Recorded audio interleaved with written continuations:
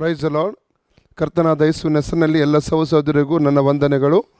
ನಾವು ಪ್ರಾರ್ಥನಾ ಪೂರ್ವಕವಾಗಿ ಈ ದಿನದ ವಾಕ್ಯಗಳನ್ನು ನಾವು ಧ್ಯಾನಿಸೋಣ.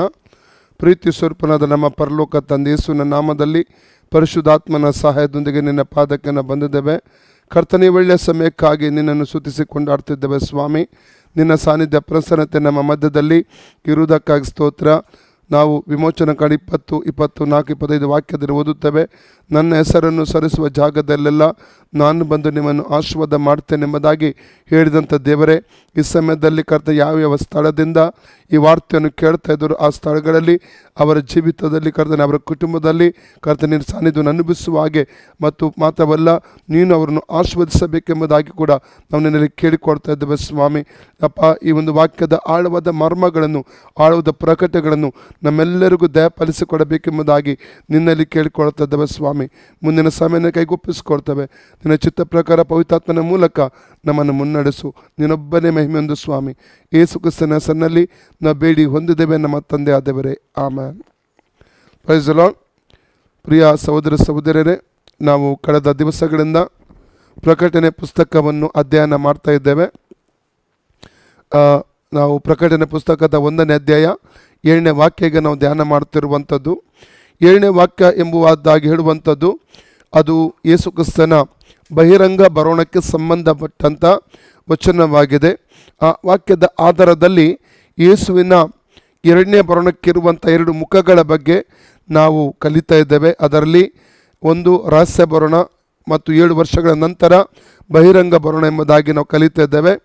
ರಹಸ್ಯ ಬರೋಣದಲ್ಲಿ ಆತನು ಸಭೆಗಾಗಿ ಬರ್ತಾನೆ.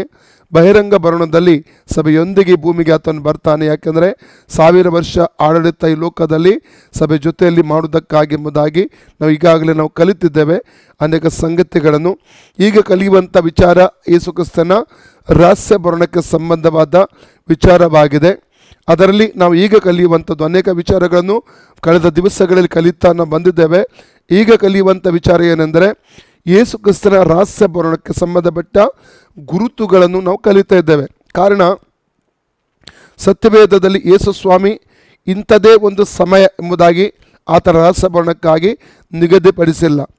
ಮನುಷ್ಯನಿಗೆ ಆತನು 2 ಸಂಗತಿಗಳನ್ನು ಮರೆ ಮಾಡಿದ್ದಾನೆ. ಒಂದು ಯೇಸು ಕ್ರಿಸ್ತನ ರಹಸ್ಯ ಬರೋಣ, ಎರಡನೇದಾಗಿ ಆ ಮನುಷ್ಯನ ಮರಣದ ಒಂದು ಸಮಯ. 2 ಸಂಗತಿಗಳನ್ನು ದೇವರು ಮನುಷ್ಯನಿಗೆ ಆತನು ಮರೆ ಮಾಡಿದ್ದಾನೆಂಬುದಾಗಿ ನಾವು ಕಳೆದ ದಿವಸಗಳಿಂದ ಕಲಿತುಕೊಂಡಿದ್ದೇವೆ. ಆದರೆ ಇಲ್ಲಿ ನಾವು ನೋಡುವಂಥದ್ದು ಏನೆಂದರೆ ಕಳೆದ ದಿವಸಗಳಲ್ಲಿ ಪ್ರಕಟಣೆ 1:6 1 6 7 ಮತ್ತಾಯ 24 42 44ನೇ ವಾಕ್ಯ ಮಾತ್ರವಲ್ಲದೆ ಮತ್ತಾಯ 24 36ನೇ ವಾಕ್ಯ ಎಲ್ಲ ವಾಕ್ಯದ ಆಧಾರದಲ್ಲಿ ಆತನ ಒಂದು ಬರೋಣದ ಕುರಿತಾಗಿ ಆತನು ಒಂದು ಸಮಯವನ್ನು ನಿಗದಿಪಡಿಸಲೆಂಬುದಾಗಿ ಕಲಿತಿದ್ದೇವೆ. ಆದರೆ ಗುರುತುಗಳು ಅಂದರೆ ಆತನ ಬರೋಣದ ಅನೇಕ ಗುರುತುಗಳನ್ನು ಆತನು ಸತ್ಯವೇದದಲ್ಲಿ ನಮಗೆ ಪ್ರಕಟ ಮಾಡಿದ್ದಾನೆ. ಕಳೆದ ದಿವಸಗಳಿಂದ ನಾವು ಅನೇಕ ಗುರುತುಗಳ ಬಗ್ಗೆ ಕಲಿತಿದ್ದ. ಯುದ್ಧಗಳಾಗಿರ್ಬೋದು, ಮೋಸತನ ಆಗಿರ್ಬೋದು, ಅಥವಾ ಬರಗಳಾಗಿರ್ಬೋದು, ಅಂಟು ರೋಗಗಳಾಗಿರ್ಬೋದು, ಅನೇಕ ಸಂಗತಿಗಳನ್ನು ಕಳೆದ ದಿವಸದಲ್ಲಿ ನಾವು ಕಲಿತಾ ಬಂದೆವು ಗುರುತುಗಳನ್ನು. ಈಗ ನಾವು ಇನ್ನೂ ಸ್ವಲ್ಪ ಮಾತ್ರ, ನಮಗೆ ಕೆಲವು ಗುರುತುಗಳು ಮಾತ್ರ ಬಾಕಿ ಉಳಿದಿವೆ. ಆ ಗುರುತುಗಳನ್ನು ಕಲಿತು ನಾವು ಮುಂದಕ್ಕೆ ನಾವು ಹೋಗೋಣ ಪ್ರಿಯರೇ. ನಾವು ನಿನ್ನೆ ದಿವಸ ಕಲಿತಿದ್ದೇವೆ ಗುರುತುಗಳಲ್ಲಿ, ಅಂದರೆ ಯೇಸು ಸ್ವಾಮಿಯ ರಹಸ್ಯ ಬರೋಣಕ್ಕಿಂತ ಮುಂಚೆ ನಡೆಯುತ್ತಿರುವ ಕೆಲವು ಗುರುತುಗಳ ಬಗ್ಗೆ ನಾವು ಕಲಿತಿದ್ದೇವೆ. ಅದರಲ್ಲಿ ನಿನ್ನೆ ದಿನ ನಾವು 2 ಪೇತ್ರ 2ನೇ ಅಧ್ಯಾಯ ನಾವು 1-2 ವಾಕ್ಯ ಓದಿದ್ದೇವೆ. ಅಂದರೆ ಮುಖ್ಯವಾದಂಥ ಒಂದು ಗುರುತು ಏನೆಂದರೆ, ಇಸ್ರೇಲರ ಮಧ್ಯದಲ್ಲಿ ಅಂದರೆ ಸುಳ್ಳು ಪ್ರವಾದಿಗಳಿದ್ದಾರಂತೆ, ಅದೇ ರೀತಿಯಲ್ಲಿ ನಿಮ್ಮ ಮಧ್ಯದಲ್ಲಿ ಸುಳ್ಳು ಬೋಧಕರು ಇರುವವರು ಎಂಬುದಾಗಿ ನಾವು ನಿನ್ನೆ ದಿನ ಕಲಿತಿದ್ದೇವೆ. ಅದೇ ವಾಕ್ಯವನ್ನು ಇವತ್ತು ಕೂಡ ನಾವು ಮುಂದುವರಿದು ನಾವು ಕಲಿತಿಕ್ಕೆ ಹೋಗ್ತೇವೆ.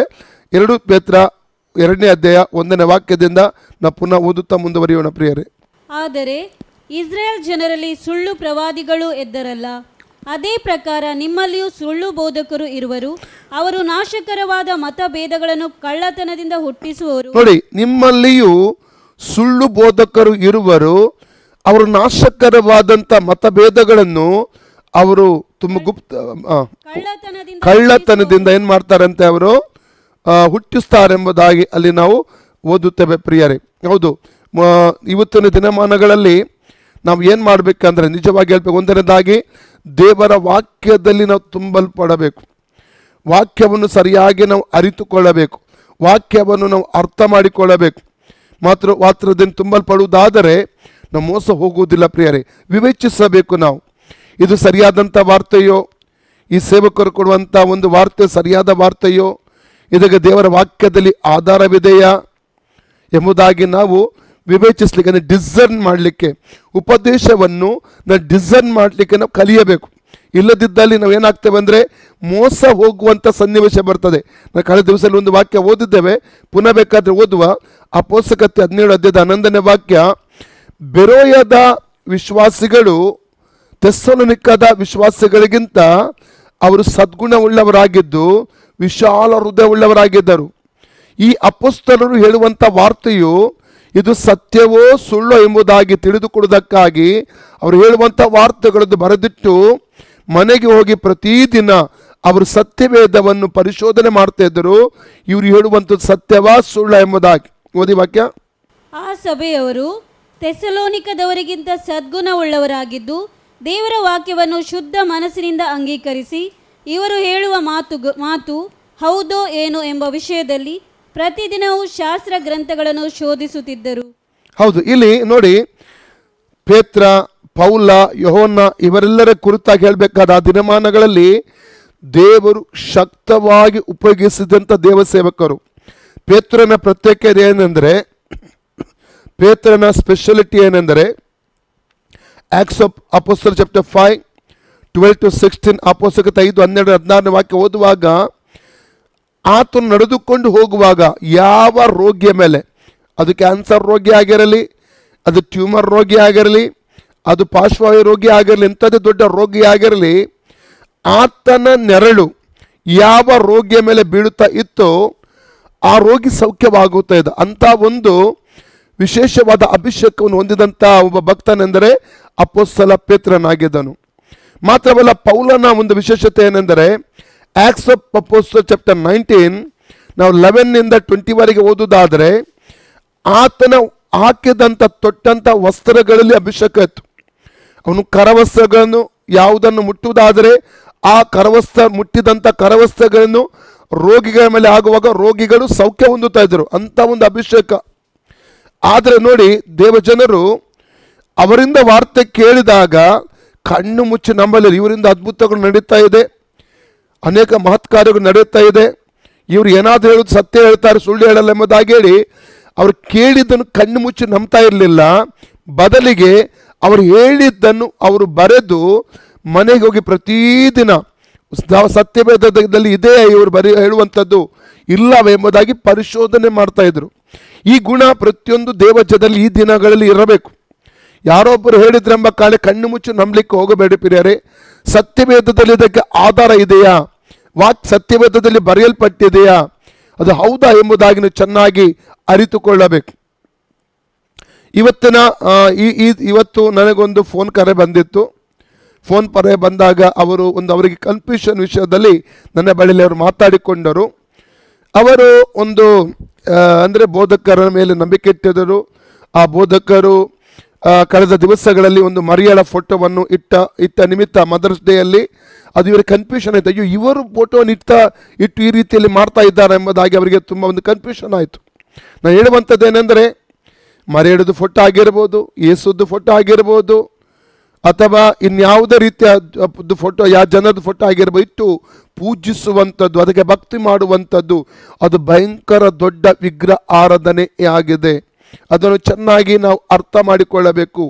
ಅಂಥ ಕಾರ್ಯಗಳಿಗೆ ಯಾರಾದರೂ ಪ್ರೇರೇಪಿಸುವುದಾದರೆ, ಮತ್ತೆ ನನಗೆ ಈ ವಿಷಯ ಬಂದರೆ ಇದರ ಕುರಿತಾಗಿ ನಿಮಗೆ ವಿವರಿಸುತ್ತೇನೆ. ಅಲ್ಲಲ್ಲಿಯ ನಾವು ನಂಬಬಾರದು. Praise God. ವಾಕ್ಯಕ್ಕೆ ವಿರೋಧವಾಗಿ, ದೇವರ ವಾಕ್ಯದಲ್ಲಿ ಬರೆಯಲ್ಪಟ್ಟ ವಿಷಯಗಳಿಗೆ ವಿರೋಧವಾಗಿ ಯಾರಾದರೂ ಉಪದೇಶ ಮಾಡುವುದಾದರೆ ಈ ದಿನಗಳಲ್ಲಿ ನಾವು ನಂಬಲಿಕ್ಕೆ ಹೋಗಬಾರದು.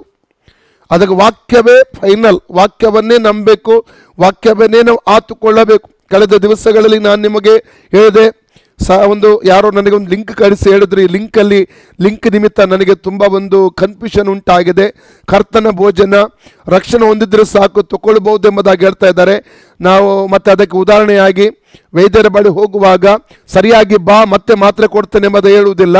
ಆದರೆ ರೋಗಿ ಅವನ ಬಳಿ ಹೋಗಿ ಮಾತ್ರ ತಗೊಳ್ತಾನೆ, ಮತ್ತೆ ಅವನು ಗುಣ ಆಗ್ತಾನೆ. ಆ ರೀತಿಯಲ್ಲಿ ಅವರು ಹೇಳ್ತಾ ಇದ್ರು. ಅಂದರೆ ಕರ್ತನ ಭೋಜನ ತಗೊಳ್ಳಿಕ್ಕೆ ಯಾವುದೇ ಯೋಗ್ಯತೆ ಬೇಡ, ನಾವು ಒಂದು ಸಲ ರಕ್ಷಣೆ ಒಂದು ಸಾಕು ಎಂಬುದಾಗಿ, ಅದು ಸ್ವಪರೀಕ್ಷೆ ಎಂಬುವಂಥ ಆ ವಿಚಾರ ಅವರು ಏನು ಮಾಡ್ತಾ ಇಲ್ಲ, ಅದನ್ನು ಎತ್ತಲಿಲ್ಲ, ಅದರ ಬಗ್ಗೆ ಮಾತಾಡಲೇ ಇಲ್ಲ.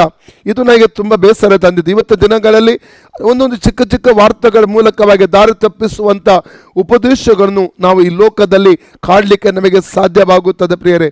ಆದ ಕಾರಣ ದಿನಗಳಲ್ಲಿ ದೇವರ ಮಕ್ಕಳು ತುಂಬ ಎಚ್ಚರವಾಗಿರಬೇಕು. ಇನ್ನೊಂದು ವಾರ್ತೆ ನಿಮಗೆ ಹೇಳಲಿಕ್ಕೆ ಇಷ್ಟಪಡ್ತೇನೆ ನಾನು. ಎಫೆಸ ಪತ್ರಿಕೆ 4ನೇ ಅಧ್ಯಾಯ 14ರಿಂದ 16 ವಾಕ್ಯ ಓದುವ.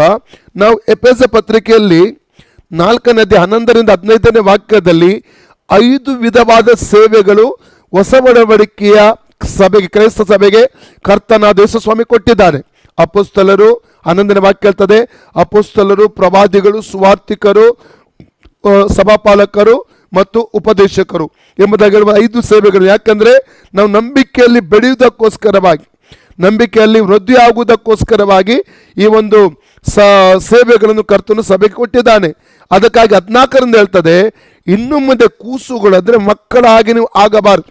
ಮಕ್ಕಳು ಹೇಗಿರ್ತಾರೆ, ಯಾರು ಏನು ಹೇಳಿದ್ರು ನಂಬಿ ಬಿಡ್ತಾರೆ. ಮಕ್ಕಳಿಗೆ ಗೊತ್ತಿಲ್ಲಪ್ಪ, ನಿಷ್ಕಳಂಕರಾಗಿರ್ತಾರೆ ಮಕ್ಕಳಿಗೆ ವಿವೇಚನೆ ಮಾಡಲಿಕ್ಕೆ ಗೊತ್ತಿರುವುದಿಲ್ಲ. ಅದೇ ರೀತಿಯಲ್ಲಿ ಕ್ರೈಸ್ತ ವಿಶ್ವಾಸಗಳು ಆ ರೀತಿಯಲ್ಲಿ ಇರಕೂಡದು. ಯಾರು ಏನೋ ಹೇಳಿದ ಕೂಡಲೇ ಕಣ್ಣು ಮುಚ್ಚಿ ನಂಬುವಂಥದ್ದಲ್ಲ, ವಾಕ್ಯದ ಆಧಾರವನ್ನು ಹುಡುಕಬೇಕು.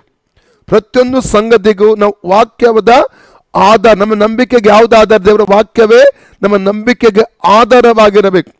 ಮಕ್ಕಳಾಗಿ ನಾವು ಆಗಿರಬಾರ್ದು. ಓದಿ ವಾಕ್ಯ ಸಿಕ್ಕಿದ್ರೆ, ನಾವು ಇನ್ನು ಮೇಲೆ ಕೂಸುಗಳಾಗಿರಬಾರದು, ನಾವು ಇನ್ನು ಮೇಲೆ ಕೂಸುಗಳು ಅಂದರೆ ಮಕ್ಕಳಾಗಿರಬಾರದು, ದುರ್ಜನರ ವಂಚನೆಗೂ ದುರ್ಬೋಧಕರ ಕುಯುಕ್ತಿಗೂ ಒಳಬಿದ್ದು ನೋಡಿ, ನಾನಾ ಉಪದೇಶಗಳಿಂದ ಕಂಗೆಟ್ಟು. ಇವತ್ತು ಕಂಗೆಡುವಂಥದ್ದು ನಾನಾ ಉಪದೇಶಗಳಿಂದ ಕನ್ಫ್ಯೂಷನ್ ನಾವು ಸ್ವತಃ ಕನ್ಫ್ಯೂಷನ್ ಆಗುವಂಥದ್ದು. ಕಾರಣ ಏನು? ಅವರು ಹೇಳಿದು ಕೇಳ್ತಾನೆ, ಇವರು ಹೇಳಿದು ಕೇಳ್ತಾನೆ, ಮತ್ತೆಗೆ ಗೊಂದಲ, ನಮ್ಮಲ್ಲೇ ಗಲಿಬಿಲಿಗಳು. ಏನು ಯಾವುದು? ಅದನ್ನು ನಂಬಬೇಕು, ಇದನ್ನು ನಂಬಬೇಕು, ಇದನ್ನು ನಂಬಬೇಕು, ಅದನ್ನು ನಂಬಬೇಕು. ಒಬ್ಬರು ಹೇಳ್ತಾರೆ ಪವಿತ್ರಾತ್ಮನಿಲ್ಲ, ಇನ್ನೊಬ್ಬರು ಹೇಳ್ತಾರೆ ಪವಿತ್ರನ ಅಭಿಷೇಕ ಇಲ್ಲ, ಇನ್ನೊಬ್ಬರು ಹೇಳ್ತಾರೆ ಅನ್ಯ ಭಾಷೆ ಇಲ್ಲ, ಇನ್ನೊಬ್ಬರು ಸ್ವಸ್ಥತೆ ಇಲ್ಲ, ಇನ್ನೊಬ್ಬರು ಹೇಳ್ತಾರೆ ತ್ರೈಕತ್ವ ಇಲ್ಲ, ಇನ್ನೊಬ್ಬರು ಹೇಳ್ತಾರೆ ಯೇಸುವೆ ದೇವರು, ತಂದೆ ಇಲ್ಲ, ಪವಿತ್ರಾತ್ಮನಿಲ್ಲ. ಆ ರೀತಿಯ ಒಂದು ಕೆಲವು ದುರುಪದೇಶಗಳು ಇರ್ತಾರೆ, ದಿನಮಾನಗಳು ಕಾಣಲಿಕ್ಕೆ ನಮಗೆ ಸಾಧ್ಯ. ಅದಕ್ಕಾಗಿ ವಾಕ್ಯವನ್ನು ನಾವು ಚೆನ್ನಾಗಿ ಓದಿ, ಚೆನ್ನಾಗಿ ಅಭ್ಯಾಸ ಮಾಡಿ, ವಾರ್ತೆಗಳಿಂದ ಹೃದಯವನ್ನು ತುಂಬಿಕೊಳ್ಳಬೇಕು, ವಾಕ್ಯದಲ್ಲಿ ಬೆಳೆಯಬೇಕು ಪ್ರಿಯರೇ. ಅಲ್ಲಲ್ಲಿಯ ನಮಗೆ ವಾಕ್ಯ ಗೊತ್ತಿಲ್ಲದೆ ಇರುವುದ ನಿಮಿತ್ತ ಸೈತಾನು ಇಂಥವರ ಮೂಲಕ ಒಂದು ತುಂಬ ಸುಲಭವಾಗಿ ನಮ್ಮನ್ನು ವಂಚಿಸುತ್ತಾನೆ ಪ್ರಿಯರೇ. ವಾಕ್ಯ ತಿಳಿದರೆ ಆತ ನಮ್ಮನ್ನು ವಂಚಿಸಲಿಕ್ಕೆ ಆಗಲ್ಲ. ಉದಾಹರಣೆ ಹೇಳ್ತೇನೆ, ಒಂದು just simple example. Genesis chapter 3 ನಾವು ನೋಡಿದ್ರೆ, ದೇವರು ಜೆನಿಸಿಸ್ ಚಾಪ್ಟರ್ 2:15-17 ವಾಕ್ಯ ಓದುವಾಗ ಅಲ್ಲಿ ಆದಾಮ ಮಾತ್ರ ಇದ್ದ. ಅಲ್ಲಿ ಆದಾಮ ಮಾತ್ರ. ಯಾವಾಗ ದೇವರು ಆದಾಮನಿಗೆ ಆ ಮರದ ಹಣ್ಣು ಸಿಕ್ಕಿದ್ರೆ ಓದಿ ವಾಕ್ಯ. ಯೆಹೋವ ದೇವರು ಆ ಮನುಷ್ಯನನ್ನು ಕರೆಕೊಂಡು ಹೋಗಿ ಏದೇನ್ ತೋಟವನ್ನು ವ್ಯವಸಾಯ ಮಾಡುವುದಕ್ಕೂ ಕಾಯುವುದಕ್ಕೂ ಅದರಲ್ಲಿ ಇಟ್ಟನು. ಇದಲ್ಲದೆ ಯೆಹೋವ ದೇವರು ಆ ಮನುಷ್ಯನಿಗೆ, ನೀನು ತೋಟದಲ್ಲಿರುವ ಎಲ್ಲಾ ಮರಗಳ ಹಣ್ಣುಗಳನ್ನು ಯಥೇಚ್ಛವಾಗಿ ತಿನ್ನಬಹುದು, ಒಳ್ಳೆಯದರ ಕೆಟ್ಟದರ ಆಹಾರವನ್ನು ಹುಟ್ಟಿಸುವ ಮರದ ಹಣ್ಣನ್ನು ಮಾತ್ರ ತಿನ್ನಬಾರದು, ತಿಂದ ದಿನ ಸತ್ತೇ ಹೋಗುವೆ ಎಂದು ವಿಧಿಸಿದನು. ದೇವರೆಲ್ಲ ತಿನ್ನಬಾರದು, ತಿಂದ ದಿನ ಸತ್ತೇ ಹೋಗುದು. ಇದು ಯಾರಿಗೆ ಹೇಳಿದ್ದು? ಆದಾಮನಿಗೆ ಹೇಳಿದ್ದು. ಅವಾಗ ಹವ್ವಳು ಉತ್ಪತ್ತಿ ಆಗಲಿಲ್ಲ. ಈ ಉಪದೇಶ ದೇವರು ಆದಾಮನಿಗೆ ಕೊಡುವಾಗ ಹವ್ವಳಿಲ್ಲ. ಇಲ್ಲಿ ಅವಳ ಕುರಿತಾಗಿ ಎಲ್ಲಿ ನಾವು ನೋಡ್ತೇವೆ? 18ನೇ ವಾಕ್ಯದಿಂದ 18-23 ವಾಕ್ಯ ಓದುವಾಗ, ಹವ್ವಳ ಆದಾಮನಿಗೆ ಗಾಢನಿದ್ರೆ ಬರಮಾಡಿ ದೇವರೇನು ಮಾಡ್ತಾನೆ? ಹವ್ವಳನ್ನು ಅಲ್ಲಿ ಉಂಟು ಮಾಡುವಂಥದ್ದನ್ನು ಅಲ್ಲಿ ಕಾಣ್ತೇವೆ. 3ನೇ ಹಂತಕ್ಕೆ ಬನ್ನಿ, 1ನೇ ವಾಕ್ಯದಿಂದ. ಯೆಹೋವ ದೇವರು ಉಂಟು ಮಾಡಿದ ಎಲ್ಲ ಭೂಜಂತುಗಳಲ್ಲಿ ಸರ್ಪವು ಯುಕ್ತಿ ಉಳ್ಳದಾಗಿತ್ತು. ಅದು ಸ್ತ್ರೀಯ ಬಳಿಗೆ ಬಂದು, ಏನವ್ವ, ತೋಟದಲ್ಲಿರುವಂಥ ಯಾವ ಮರದ ಹಣ್ಣನ್ನು ನೀವು ತಿನ್ನಬಾರದೆಂದು ದೇವರು ಅಪ್ಪಣೆ ಕೊಟ್ಟಿರುವುದು ನಿಜವೋ? ದೇವರು ಯಾವ ಮರದ ಹಣ್ಣನ್ನು ತಿನ್ನಬಾರ್ದಂತ ಹೇಳಿಲ್ಲ, ಒಂದೇ ಒಂದು ಮರದ ಹಣ್ಣನ್ನು ತಿನ್ನಬಾರ್ದಂತ ಹೇಳಿದ. ಇಲ್ಲ, ಅವನು ಯಾವ ರೀತಿ ಯುಕ್ತಿಯಿಂದ ಮಾತಾಡ್ತಾನೆ ಸೈತಾನನು, ಯಾವ ಮರದ ಹಣ್ಣನ್ನು ತಿನ್ನಬಾರ್ದೆಂಬುದಾಗಿ ಹೇಳಿದ್ದಾನ. ಓಕೆ, ಮುಂದೆ ಓದಿ. ಎಂದು ಕೇಳಲು ಸ್ತ್ರೀಯು, ತೋಟದಲ್ಲಿರುವ ಮರಗಳ ಹಣ್ಣುಗಳನ್ನು ನಾವು ತಿನ್ನಬಹುದು, ಆದರೆ ತೋಟದ ಮಧ್ಯದಲ್ಲಿರುವ ಈ ಮರದ ಫಲದ ವಿಷಯವಾಗಿ ಇದನ್ನು ತಿನ್ನಲು ಕೂಡದು, ಮುಟ್ಟಲು ಕೂಡದು. ದೇವರು ಮುಟ್ಟಲು ಕೂಡದಂತ ಹೇಳಿಲ್ಲ, ತಿನ್ನಬಾರದಂತ ಹೇಳಿದ. ಈ ಮುಟ್ಟಲು ಕೂಡದು ಅವಳ ಒಂದು ವಿಷಯ ಬಂದಿತ್ತು. ಕಾರಣ ಆ ಸಮಯದಲ್ಲಿ ಅವಳಿರಲಿಲ್ಲ. ಅವಳಿಗೆ ಯಾರು ಉಪದೇಶ ಮಾಡಿದ್ದು? ಅವಳ ಗಂಡನದ ಆದಾಮನು ಉಪದೇಶ ಮಾಡಿದ. ಓಕೆ, ಮುಂದೆ ಓದಿ. ತಿಂದರೆ ಸಾಯುವಿರಿ ಎಂದು ದೇವರು ಹೇಳಿದ್ದಾನೆ ಅಂದನು. ಆಗ ಸರ್ಪವು ಸ್ತ್ರೀಗೆ, ನೀವು ಹೇಗೂ ಸಾಯುವುದಿಲ್ಲ, ನೀವು ಇದರ ಹಣ್ಣನ್ನು ತಿಂದಾಗಲೇ ನಿಮ್ಮ ಕಣ್ಣುಗಳು ತೆರೆಯುವವು, ನೀವು ದೇವರಂತೆ ಆಗಿ ಒಳ್ಳೆಯದರ ಕೆಟ್ಟದರ ಭೇದವನ್ನು ಅರಿತವರಾಗುವಿರಿ. ನೋಡಿ, ದೇವರೇನು ಹೇಳಿದ್ದಾನೆ? ತಿಂದ್ರೆ ಸತ್ತು ಹೋಗುತ್ತೀರಿ. ಸೈತಾನ ಏನು ಹೇಳ್ತಿದ್ದಾನೆ? ನೀವು ಸಾಯುವುದಿಲ್ಲ, ಒಳಿತಿನ ಕೆಡುಕಿನ ಅರಿವನ್ನು ಹೊಂದಿಕೊಂಡು ದೇವರ ಹಾಗೆ ನೀವು ಆಗುತ್ತೀರಿ. ಆ್ಯಕ್ಚುಲಿ ಅವರು ಆಗಲೇ ದೇವರಾಗಿದ್ದಾರೆ. ಜೆನಿಸಿಸ್ 1:26 ಆದಿಕಾಂಡ 1:26 ಹೇಳ್ತದೆ, ದೇವರು ತನ್ನ ಸ್ವರೂಪದಲ್ಲಿ ಮನುಷ್ಯನನ್ನು, ನಮ್ಮ ಸ್ವರೂಪದಲ್ಲಿ ಮನುಷ್ಯನನ್ನು ಉಂಟು ಮಾಡೋಣ. ದೇವರ ಸ್ವರೂಪದಲ್ಲಿ ಅವರು ಈಗಾಗಲೇ ಉಂಟು ಮಾಡಲ್ಪಟ್ಟಿದ್ದಾರೆ. ದೇವರ ಸ್ವರೂಪದಲ್ಲಿ ಆಲ್ರೆಡಿ ಅವರು ಇದ್ದಾರೆ ಈಗ. ಆದರೆ ಸೈತಾನ ಏನು ಹೇಳ್ತದಾನೆ? ದೇವರಾಗಿ ನೀವು ಆಗುತ್ತೀರಿ. ಅವರು ದೇವರಾಗಿ ಆಲ್ರೆಡಿ ಇದ್ದಾರೆ. ಅದನ್ನು ಅರಿಯದಂತೆ ಸೈತಾನ ಏನು ಮಾಡ್ತಾನೆ? ಇದನ್ನು ತಿಂದರೆ ನೀವೇನಾಗ್ತೀರಿ? ದೇವರಾಗಿ ಆಗುತ್ತೆ. ಅದರ ಅರ್ಥ ಏನಂದರೆ, ವಾಕ್ಯದ ಮೇಲೆ ಅವರ ಅಪನಂಬಿಕೆಯನ್ನು ಸೈತಾನನು ತರಲಿಕ್ಕೆ ಪ್ರಯತ್ನ ಮಾಡುವಂಥದ್ದನ್ನು ಅಲ್ಲಿ ನಾವು ಕಾಣಲಿಕ್ಕೆ ನಮಗೆ ಸಾಧ್ಯ. ಅಂದರೆ ದೇವರನ್ನು ಸುಳ್ಳುಗಾರನನ್ನಾಗಿ ಮಾಡಲಿಕ್ಕೆ ಆತನು ಪ್ರಯತ್ನ ಮಾಡುವಂಥದ್ದನ್ನು ಅಲ್ಲಿ ನಾವು ಕಾಣಲಿಕ್ಕೆ ನಮಗೆ ಸಾಧ್ಯ. ಅಂದರೆ ಇವತ್ತಿನ ದಿನಮಾನಗಳಲ್ಲಿ ದೇವರ ವಾಕ್ಯದ ಮೇಲೇ ನಮಗೆ ಸಂಶಯ ಬರುವಾಗ ಸೈತಾನನು ಕೆಲವೊಂದು ಥಾಟ್ಸ್ಗಳು ನಮ್ಮಲ್ಲಿ ಆತ ತಂದು ಹಾಕುತ್ತಾನೆ. ಈ ರೀತಿಯ ಕೆಲವೊಂದು ದುರುಪದೇಶಗಳ ಮೂಲಕವಾಗಿ ಎಂಬುದಾಗಿ ಚೆನ್ನಾಗಿ ನಾವು ತಿಳ್ಕೋಬೇಕು. ಎಫೆಸ್ ಚಾಪ್ಟರ್ 4:14 ಬರುವ, ನಾವು ಇನ್ನು ಮೇಲೆ ಕೂಸುಗಳಾಗಿರಬಾರದು, ದುರ್ಜನರ ವಂಚನೆಗೂ ದುರ್ಬೋಧಕರ ಕುಯುಕ್ತಿಗೂ ಒಳಬಿದ್ದು ನಾನಾ ಉಪದೇಶಗಳಿಂದ ಕಂಗೆಟ್ಟು ಗಾಳಿಯಿಂದ ಅತ್ತಿತ್ತ ನೂಕಿಸಿಕೊಂಡು ಹೋಗುವವರಾಗಿ. ಹೌದು, ನಾನಾ ಉಪದೇಶಗಳಿಂದ ಕಂಗೆಟ್ಟು ಏನಾಗ್ತದೆ? ಗಾಳಿಯಿಂದ ನೂಕಿಸಿಕೊಳ್ಳುವ ಸ್ಥಿತಿಗೆ ಬರ್ತೇವೆ. ಒಂದೇ ಕಡೆ ನಮಗೆ ಸ್ಥಿರವಾಗಿ ನಿಲ್ಲುವುದಕ್ಕೆ ಆಗುವುದಿಲ್ಲ. ಇವತ್ತಿನ ದಿನಮಾನಗಳಲ್ಲಿ ಕ್ರೈಸ್ತ ವಿಶ್ವಾಸಿಗಳು ಸ್ಥಿರವಾಗಿ ನಂಬಿಕೆಯಲ್ಲಿ ನಿಲ್ಲದೆ ಇರುವುದಕ್ಕೆ ಒಂದು ಕಾರಣ ಇದೇ ಆಗಿದೆ. ಅವರದ್ದು ಕೇಳುವುದು, ಇವರದ್ದು ಕೇಳುವುದು, ಕೊನೆಗೆ ತಲೆ ಕೆಡಿಸಿಕೊಳ್ಳುವಂಥದ್ದು, ಕನ್ಫ್ಯೂಷನಲ್ಲಿ ಬರುವಂಥದ್ದು, ಗೊಂದಲಕ್ಕೆ ಒಳಪಡುವಂಥದ್ದು, ಕೊನೆಗೆ ಎಲ್ಲಿ ಕೂಡ ನಿಲ್ಲಕ್ಕೆ ಅವರಿಗೆ ಸಾಧ್ಯವಾಗದ ಒಂದು ಪರಿಸ್ಥಿತಿ. ಕೊನೆಗೆ ಏನಾಗ್ತಾರೆ? ನಂಬಿಕೆಯಲ್ಲೂ ಬಿದ್ದು ಹೋಗುವಂಥ ಒಂದು ಪರಿಸ್ಥಿತಿಗಳು ಬಂದು ಬಿಡ್ತದೆ ಪ್ರಿಯರೇ. ಅದಕ್ಕಾಗಿ ನಾವು ದೇವರ ವಾಕ್ಯ ಆರಂಭದಲ್ಲಿ ಹೇಳಿದಂಗೆ ನೀವು ಇನ್ನು ಮುಂದೆ ಕೂಸುಗಳಾಗಿರಬಾರ್ದು, ಮಕ್ಕಳಾಗಿ ಆಗಿರಬಾರ್ದು. ಅಂದರೆ ಮೆಚ್ಯೂರಿಟಿ ಬರಬೇಕು. ವಾಕ್ಯದ ಮೆಚ್ಯೂರಿಟಿಗೆ ನಾವು ಬರಬೇಕು. ವಾಕ್ಯದಲ್ಲಿ ಬೆಳೆಯಬೇಕು, ವಾಕ್ಯದ ಜ್ಞಾನದಲ್ಲಿ ಬೆಳೆಯಬೇಕು. ಆವಾಗ ಮಾತ್ರ ನಮಗೇನಾಗ್ತದೆ? ವಿವೇಚನೆ ಮಾಡಲಿಕ್ಕೆ ಆಗ್ತದೆ. ಉಪದೇಶವನ್ನು ವಿವೇಚಿಸುವುದಕ್ಕೆ ನಮಗೆ ಸಾಧ್ಯವಾಗ್ತದೆ. ಇದು ಸರಿಯಾದ ಉಪದೇಶವಾ, ಇದು ತಪ್ಪಾದ ಉಪದೇಶವಾ ಎಂಬುದಾಗಿ ನಮ್ಮ ಉಪದೇಶವನ್ನು ವಿವೇಚನೆ ಮಾಡಲಿಕ್ಕೆ ನಮಗೆ ಸಾಧ್ಯವಾಗುತ್ತದೆ. ಅಲ್ಲಲ್ಲಿ ಓಕೆ, ಮುಂದೆ ಓದಿ. ಗಾಳಿಯಿಂದ ಹತ್ತಿತ ನೂಕಿಸಿಕೊಂಡು ಹೋಗುವವರಾಗಿರಬಾರದು, ಪ್ರೀತಿಯಿಂದ ಸತ್ಯವನ್ನು ಅನುಸರಿಸುತ್ತಾರೆ. ಸತ್ಯವನ್ನು ಹೇಗೆ ಅನುಸರಿಸಬೇಕು? ನಾವು ಪ್ರೀತಿಯಿಂದ, ದೇವರ ಮೇಲಿರುವ ಪ್ರೀತಿಯಿಂದ, ವಾರ್ತೆಯ ಮೇಲಿರುವ ಪ್ರೀತಿಯಿಂದ ನಾವು ಏನು ಮಾಡಬೇಕಂತ? ಸತ್ಯವನ್ನು, ದೇವರ ವಾರ್ತೆಯನ್ನು ಅನುಸರಿಸುವವರಾಗಿರಬೇಕು. ದೇವರ ಮೇಲೆ ನಮಗೆ ಪ್ರೀತಿ. ಯಾಕಂದರೆ ದೇವರು ಯೇಸುಸ್ವಾಮಿ 4 ವಾಕ್ಯ ಹೇಳಿದ್ದಾನೆ ಸತ್ಯವೇದದಲ್ಲಿ. John 14:15, John 14:21, John 14:23, 1 John letter chapter 5:3. ಈ 4 ವಾಕ್ಯದಲ್ಲಿ ನನ್ನನ್ನು ಪ್ರೀತಿಸುವವನು ನನ್ನ ವಾರ್ತಾಜ್ಞೆಯನ್ನು ಕೈಗೊಂಡು ನಡೆಯುತ್ತಾನೆ. ನಾವು ಯೇಸುವನ್ನು ನಿಜವಾಗಿ ಪ್ರೀತಿ ಮಾಡುವುದಾದರೆ ಆತನ ವಾರ್ತೆಯನ್ನು ಕೈಗೊಂಡು ನಡೆಯುತ್ತೇವೆ, ದೇವರ ವಾಕ್ಯವನ್ನು ಕೈಗೊಂಡು ನಡೆಯುತ್ತೇವೆ. ಅದಕ್ಕಾಗಿ ಪ್ರೀತಿಯಿಂದ ಸತ್ಯವನ್ನು ಅನುಸರಿಸುವರಾಗಿದ್ದು, ಮುಂದೆ ಓದಿ. ಬೆಳೆದು ಸತ್ಯವನ್ನು ಪ್ರೀತಿಯಿಂದ ಅನುಸರಿಸುವಾಗ ನಮ್ಮ ಜೀವಿತದಲ್ಲಿ ಒಂದು ಆತ್ಮಿಕವಾದಂಥ ಬೆಳವಣಿಗೆ ಉಂಟಾಗುತ್ತದೆ. ಒಂದು ಮೆಚುರಿಟಿಗೆ ನಾವು ಬರುತ್ತೆ ಪ್ರಿಯರೇ.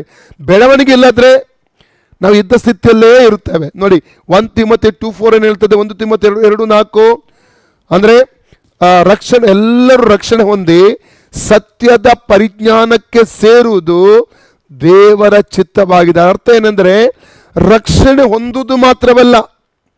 ಒಂದು ಮಗು ಒಂದು ತಂದೆ ತಾಯಿಗೆ ಹುಟ್ಟಿದ ಕೂಡಲೇ ತುಂಬ ಸಂತೋಷ ಅವರಿಗೆ. ಆದರೆ ಆ ಮಗು ಶಾರೀರಿಕವಾಗಿ ಬೆಳೆಯದೆ ಹೋದರೆ ಎಷ್ಟು ದುಃಖ. ಎಷ್ಟೋ ಮಕ್ಕಳನ್ನು ನೋಡಿದ್ದೇನೆ, ಪೋಲಿಯೋ ಮಂಗೋಲಿ ಆಗಿರುವಂಥ ಕೆಲವೊಂದು ಮಕ್ಕಳು ಅವ್ರ ಶರೀರದಲ್ಲಿ ಸರಿಯಾದಂಥ ಬೆಳವಣಿಗೆ ಇರುವುದಿಲ್ಲ.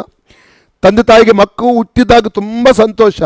ಕಾಲಕ್ರಮೇಣ ಮಗುವಿನ ಶರೀರದಲ್ಲಿ ಬೆಳವಣಿಗೆ ಇಲ್ಲದಿರುವುದರಿಂದ ಅದನ್ನು ನೋಡುವಾಗ ತುಂಬ ವೇದನೆ ಪಡುವಂಥ, ದುಃಖ ಪಡುವಂಥ ಎಷ್ಟೋ ತಂದೆ ತಾಯಿಗಳು ನಾನು ಲೋಕದಲ್ಲಿ ನೋಡಿದ್ದೇನೆ ಪ್ರಿಯರೇ. ಅಂಥ ಮಕ್ಕಳಿಗೋಸ್ಕರ ಪ್ರಾರ್ಥಿಸುವಂಥ ಒಂದು ಅವಕಾಶ ಕೂಡ ನನಗೆ ಸಿಕ್ಕಿದೆ ನನ್ನ ಸೇವೆಯಲ್ಲಿ. ಅದೇ ರೀತಿಯಲ್ಲಿ ನಮ್ಮ ದೇವರು ಕೂಡ, ದೇವರ ಮಕ್ಕಳದ ನಾವು ಆತ್ಮಿಕವಾಗಿ ಬೆಳೆಯದೆ ಹೋದರೆ, ವಾಕ್ಯದ ಜ್ಞಾನದಲ್ಲಿ ಬೆಳೆಯದೆ ಹೋದರೆ ಏನಾಗ್ತದೆ? ನಮ್ಮ ದೇವರು ಯೇಸು ಸ್ವಾಮಿ ಆತನ ಏನು ಮಾಡ್ತಾನೆ? ದುಃಖ ಪಡ್ತಾನೆ, ವೇದನೆ ಆಗ್ತದೆ ಆತನಿಗೆ. ಅದಕ್ಕಾಗಿ 1 ತಿಮೋಥೆ 2:4 ವಾಕ್ಯ ಓದಿ, ಎಲ್ಲರೂ ರಕ್ಷಣೆ ಹೊಂದಿ ಎಲ್ಲ ಮನುಷ್ಯರು ರಕ್ಷಣೆಯನ್ನು ಹೊಂದಿ ಸತ್ಯದ ಜ್ಞಾನಕ್ಕೆ ಸೇರಬೇಕೆಂಬುದು ಆತನ ಚಿತ್ತವಾಗಿದೆ. ಎಲ್ಲರೂ ರಕ್ಷಣೆ ಹೊಂದುವುದು ಮಾತ್ರವಲ್ಲ, ರಕ್ಷಣೆ ಹೊಂದಿ ಸತ್ಯದ ಜ್ಞಾನಕ್ಕೆ ಸೇರ್ಬೇಕಂದ್ರೆ ಏನಾಗಬೇಕು? ಅವ್ರ ಬೆಳವಣಿಗೆ ಉಂಟಾಗಬೇಕು, ಸತ್ಯದ ಜ್ಞಾನವನ್ನು ಅವ್ರು ಹೊಂದಿಕೊಳ್ಳಬೇಕು. ಇದು ದೇವರ ಚಿತ್ತ ನನ್ನ ಮತ್ತು ನಿಮ್ಮ ಕುರಿತಾಗಿ ನಾವು ಬೆಳೆಯಬೇಕು. ಅದು ಪೌಲನು ಒಂದು ಮಾತನ್ನು ಹೇಳ್ತಾನೆ, ಹಿಬ್ರೂ ಚಾಪ್ಟರ್ 5:11-14, ಸಮಯ ನೋಡಿದ್ರೆ ಅಂದರೆ ರಕ್ಷಣೆ ಒಂದು 5 ವರ್ಷ ಆಯಿತು, 10 ವರ್ಷ ಆಯಿತು, 20 ವರ್ಷ. ಅನೇಕರು ಹೆಮ್ಮೆಯಿಂದ ಹೇಳ್ತಾರೆ, ನಾನು 15 ವರ್ಷದಿಂದ ರಕ್ಷಣೆ ಹೊಂದಿದ್ದೇನೆ, ನಾನು ಬ್ಯಾಪ್ಟಿಸಮ್ ತಗೊಂಡು 20 ವರ್ಷ ಆಯಿತು, 25 ವರ್ಷ ಆಯಿತು. ಸಮಯ ನೋಡಿದ್ರೆ ಅಂತೆ ಬೋಧಕರಾಗಬೇಕಿತ್ತು, ಅದು ಇನ್ನೂ ಮಿಲ್ಕ್ ಕೊಡಬೇಕು, ಯಾವುದು ಹಾಲು ಕೊಡಬೇಕು. ಓದಿ ಈ ವಿಷಯದಲ್ಲಿ ನಾವು ಹೇಳಬೇಕಾದ ಮಾತು ಬಹಳ ಉಂಟು, ಆದರೆ ನಿಮ್ಮ ಕಿವಿಗಳು ಮಂದವಾದದ್ದರಿಂದ ಅದನ್ನು ವಿವರಿಸುವುದು ಕಷ್ಟವಾಗಿದೆ. ಕಾಲವನ್ನು ನೋಡಿದರೆ ನೀವು ಇಷ್ಟರೊಳಗೆ ಬೋಧಕರಾಗಬೇಕಾಗಿದ್ದರೂ ಒಬ್ಬನು ನಿಮಗೆ ದೈವೋಕ್ತಿಗಳ ಮೂಲ ಪಾಠಗಳನ್ನು ತಿರುಗಿ ಕಲಿಸಿಕೊಡಬೇಕಾಗಿದೆ. ನೀವು ಹಾಲು ಕುಡಿಯತಕ್ಕವರೇ ಹೊರತು ಗಟ್ಟಿಯಾದ ಆಹಾರವನ್ನು ತಿನ್ನತಕ್ಕವರಲ್ಲ. ಹಾಲು ಬೇಕಾದವನು ಕೂಸಿನಂತಿದ್ದು ನೀತಿ ವಾಕ್ಯದಲ್ಲಿ ಅನುಭವವಿಲ್ಲದವನಾಗಿದ್ದಾನೆ. ಗಟ್ಟಿಯಾದ ಆಹಾರವು ಪ್ರಾಯಸ್ಥರಿಗೋಸ್ಕರ, ಅಂದರೆ ಜ್ಞಾನೇಂದ್ರಿಯಗಳನ್ನು ಸಾಧನೆಯಿಂದ ಶಿಕ್ಷಿಸಿಕೊಂಡು ಇದು ಒಳ್ಳೆಯದು ಅದು ಕೆಟ್ಟದು ಎಂಬ ಭೇದವನ್ನು ತಿಳಿದವರಿಗೋಸ್ಕರವಾಗಿದೆ. ಇದು ಒಳ್ಳೆಯದು ಇದು ಕೆಟ್ಟದೆಂಬ ಭೇದವನ್ನು ತಿಳಿದವರಿಗೋಸ್ಕರ. ಕಳೆದ ದಿವಸಗಳಲ್ಲಿ ಯಾಜಕನ ಕರ್ತವ್ಯಗಳು ಏನಂತ ಕಲಿತಿದ್ದೇವೆ. ಯಾಜಕನ ಸೇವೆ ಏನಾಗಿತ್ತು ಎಂಬುದು 7 ವಿಷಯಗಳನ್ನು ಕಲಿತ. ಯಾಜಕನ ಸೇವೆಯ 7 ಪ್ರತ್ಯೇಕತೆಗಳು ಯಾವ ಅಂದರೆ ತುಂಬ ಸೇವೆ ಇದೆ ಆತನಿಗಿತ್ತು. ಅದು 7 ಯಾಜಕನ ಸೇವೆ. ಅಂದರೆ ಈಗ ಹೊಸ ಒಡಂಬಡಿಕೆಯಲ್ಲಿ ನಾವೇ ಯಾಜಕರು, ಈಗ ಯಾಜಕ ಸೇವೆ ಇಲ್ಲ ಹೊಸ ಒಡಂಬಡಿಕೆಯಲ್ಲಿ. ಅದಕ್ಕಾಗಿ ಆಕ್ಟ್ಸ್ ಚಾಪ್ಟರ್ 6:7 ಆಪೋಸಗತೆ 6:7 ಹೇಳ್ತದೆ, ಆಗಿನ ಯಾಜಕರೆಲ್ಲರೂ ರಕ್ಷಣೆ ಹೊಂದಿ ಸತ್ಯದ ಪರಿಜ್ಞಾನಕ್ಕೆ ಸೇರಿ ಬರ್ತಾ ಇದ್ರು ಎಂಬುದಾಗಿ ಆ ವಾಕ್ಯದಲ್ಲಿ ನಾವು ನೋಡ್ತೇವೆ. ನಾವು ನೋಡಿದ್ದೇವೆ. ಅದರಲ್ಲಿ ಒಂದು ನಾವು ಕಲಿತಿದ್ದೇವೆ, ಎಸೆಕಿಯೇಲ್ 44:23, ಏನೆಂದರೆ ಒಳ್ಳೆದರ ಕೆಟ್ಟದರ ಭೇದವನ್ನು ಅವರಿಗೆ ಕಲಿಸುವಂಥದ್ದು. ಸಿಕ್ಕಿದ್ರೆ ಓದಿ. ಮೀಸಲಾದದಕ್ಕೂ ಮೀಸಲಲ್ಲದಕ್ಕೂ ಭೇದವನ್ನು ನನ್ನ ಜನರಿಗೆ ತೋರಿಸಿ ಶುದ್ಧ ವಿವೇಚನೆಯನ್ನು ಶುದ್ಧ ಅಶುದ್ಧ ವಿವೇಚನೆ, ಶುದ್ಧ ಅಶುದ್ಧ ಅಲ್ಲಲ್ಲಿಯ ಏನಿದೆ ವಿವೇಚನೆ, ಡಿಸರ್ನಿಂಗ್. Praise God. ಶುದ್ಧವಲ್ಲದು ಶುದ್ಧವಾದದು, ಶುದ್ಧ ಮತ್ತು ಅಶುದ್ಧ ಎರಡರ ಕುರಿತಾಗಿರುವ ಭೇದ ಅಲ್ಲಲ್ಲಿಯ ವ್ಯತ್ಯಾಸವನ್ನು ನನ್ನ ಜನರಿಗೆ ಬೋಧಿಸಲಿ. ಯಾರು? ಯಾಜಕರು. ಸ್ಪಷ್ಟವಾಗಿ ನಾವು ನೋಡ್ತಾ ಇದ್ದೇವೆ. ಒಳ್ಳೆಯದು ಇದು ಕೆಟ್ಟದು, ಇದರ ಬಗ್ಗೆ ನಮಗೆ ಸರಿಯಾದ ಪರಿಜ್ಞಾನ ಇರಬೇಕು. ಇದು ತಪ್ಪು, ಇದು ಪಾಪ, ಇದು ಸರಿಯಲ್ಲ, ಇದು ಸರಿ ಎಂಬುದಾಗಿ ವಾಕ್ಯದ ಆಧಾರದಲ್ಲಿ ನಾವು ಏನು ಡಿಸೈಡ್ ಮಾಡುವ ಹಾಗೆ, ಅಂದರೆ ಸರಿಯಾಗಿ ನಾವು ಅದನ್ನು ತೀರ್ಮಾನಿಸುವ ರೀತಿಯಲ್ಲಿ ನಾವು ಅಷ್ಟರ ಮಟ್ಟಿಗೆ ವಾಕ್ಯದ ಜ್ಞಾನದಲ್ಲಿ ಬೆಳೆದವರಾಗಿರಬೇಕು. ಇದು ಮಾಡಬೇಡ ಅಂತ ಇನ್ನೊಬ್ಬರು ನಮಗೆ ಹೇಳುವಂಥದ್ದಲ್ಲ, ನಾವು ಅರ್ಥ ಮಾಡ್ಕೊ ಇದು ಸರಿಯಲ್ಲ, ಇದು ತಪ್ಪು. ಕಳೆದ ಕೆಲವು ವರ್ಷಗಳ ಹಿಂದೆ ಒಂದು ದಿನ ಒಂದು ಅನ್ಯ ಕುಟುಂಬದ ರಕ್ಷಣೆ ಹೊಂದಿದ ಒಂದು ಸಹೋದರಿ, ಅವರಿಗೆ ಒಂದು ಕಡೆಗೆ ಊಟಕ್ಕೆ ಕರೆದ್ರು. ಅದು ಹಬ್ಬವಾಗಿತ್ತು, ಅದೊಂದು ಯಾವುದೊಂದು ಹಬ್ಬವಾಗಿತ್ತು. ಅವರು ನನಗೆ ಫೋನ್ ಮಾಡಿ ಕರೀತಿದ್ದೆ, ಅವರ ಮನೆಗೆ ನಾನು ಊಟಕ್ಕೆ ಹೋಗಬಹುದಾ, ಊಟ ಮಾಡಬಹುದಾ, ಮತ್ತು ಅವರು ಇಂಥದ್ದಕ್ಕೆ ಅವರು ಸಮರ್ಪಿಸಿದ್ದವರಾಗಿರ್ತಾರೆ, ಏನು ಮಾಡೋದು ನನಗೆ. ನಾನು ಹೇಳಿದೆ, ಸತ್ಯವೆಲ್ಲ ನಿಮಗೆ ಸತ್ಯವೇದದ ಇಲ್ಲಿ ಏನು ಬರೆಯಲ್ಪಟ್ಟಿದೆ ನಾನು ಆಲಯದಲ್ಲಿ ನಿಮಗೆ ಬೋಧಿಸಿದ್ದೇನೆ. ಈಗ ಅದನ್ನು ಮಾಡಬೇಕಾ ಇದು ಮಾಡಬಾರ್ದು, ನಾನು ಯಾರು ನಿಮಗೆ ಹೇಳಲಿಕ್ಕೆ? ಡಿಸೈಡ್ ನೀವು ಮಾಡಬೇಕು, ಏನು ಮಾಡಬೇಕು ಏನು ಮಾಡಬಾರ್ದು, ಯಾವುದು ಸರಿ ಯಾವುದು ತಪ್ಪು ನೀವು ತಿಳ್ಕೊಂಡಿದ್ದೀರಿ, ಯಾವುದು ಮಾಡಬೇಕು. ಇಲ್ಲಾಂದರೆ ನಾಳೆ ಬಿಯರ್ ಬಾರಿಗೆ ಹೋಗಿ ಕೂತ್ಕೊಂಡೆ, ಫಾಸ್ಟ್ ಇಲ್ಲಿ ಬಿಯರ್ ಬಾರ್ಲಿ ಕೂತ್ಕೊಂಡಿದ್ದೇನೆ, ಅವ್ರು 60 ಹಾಕಬೇಕಾ ಬೇಡವಂತ ಅದಕ್ಕೆ ಫೋನ್ ಮಾಡಿ ಕೇಳಿದ್ದು ನಾನು ಏನು ಹೇಳ್ಬೇಕು ಹೇಳಿ.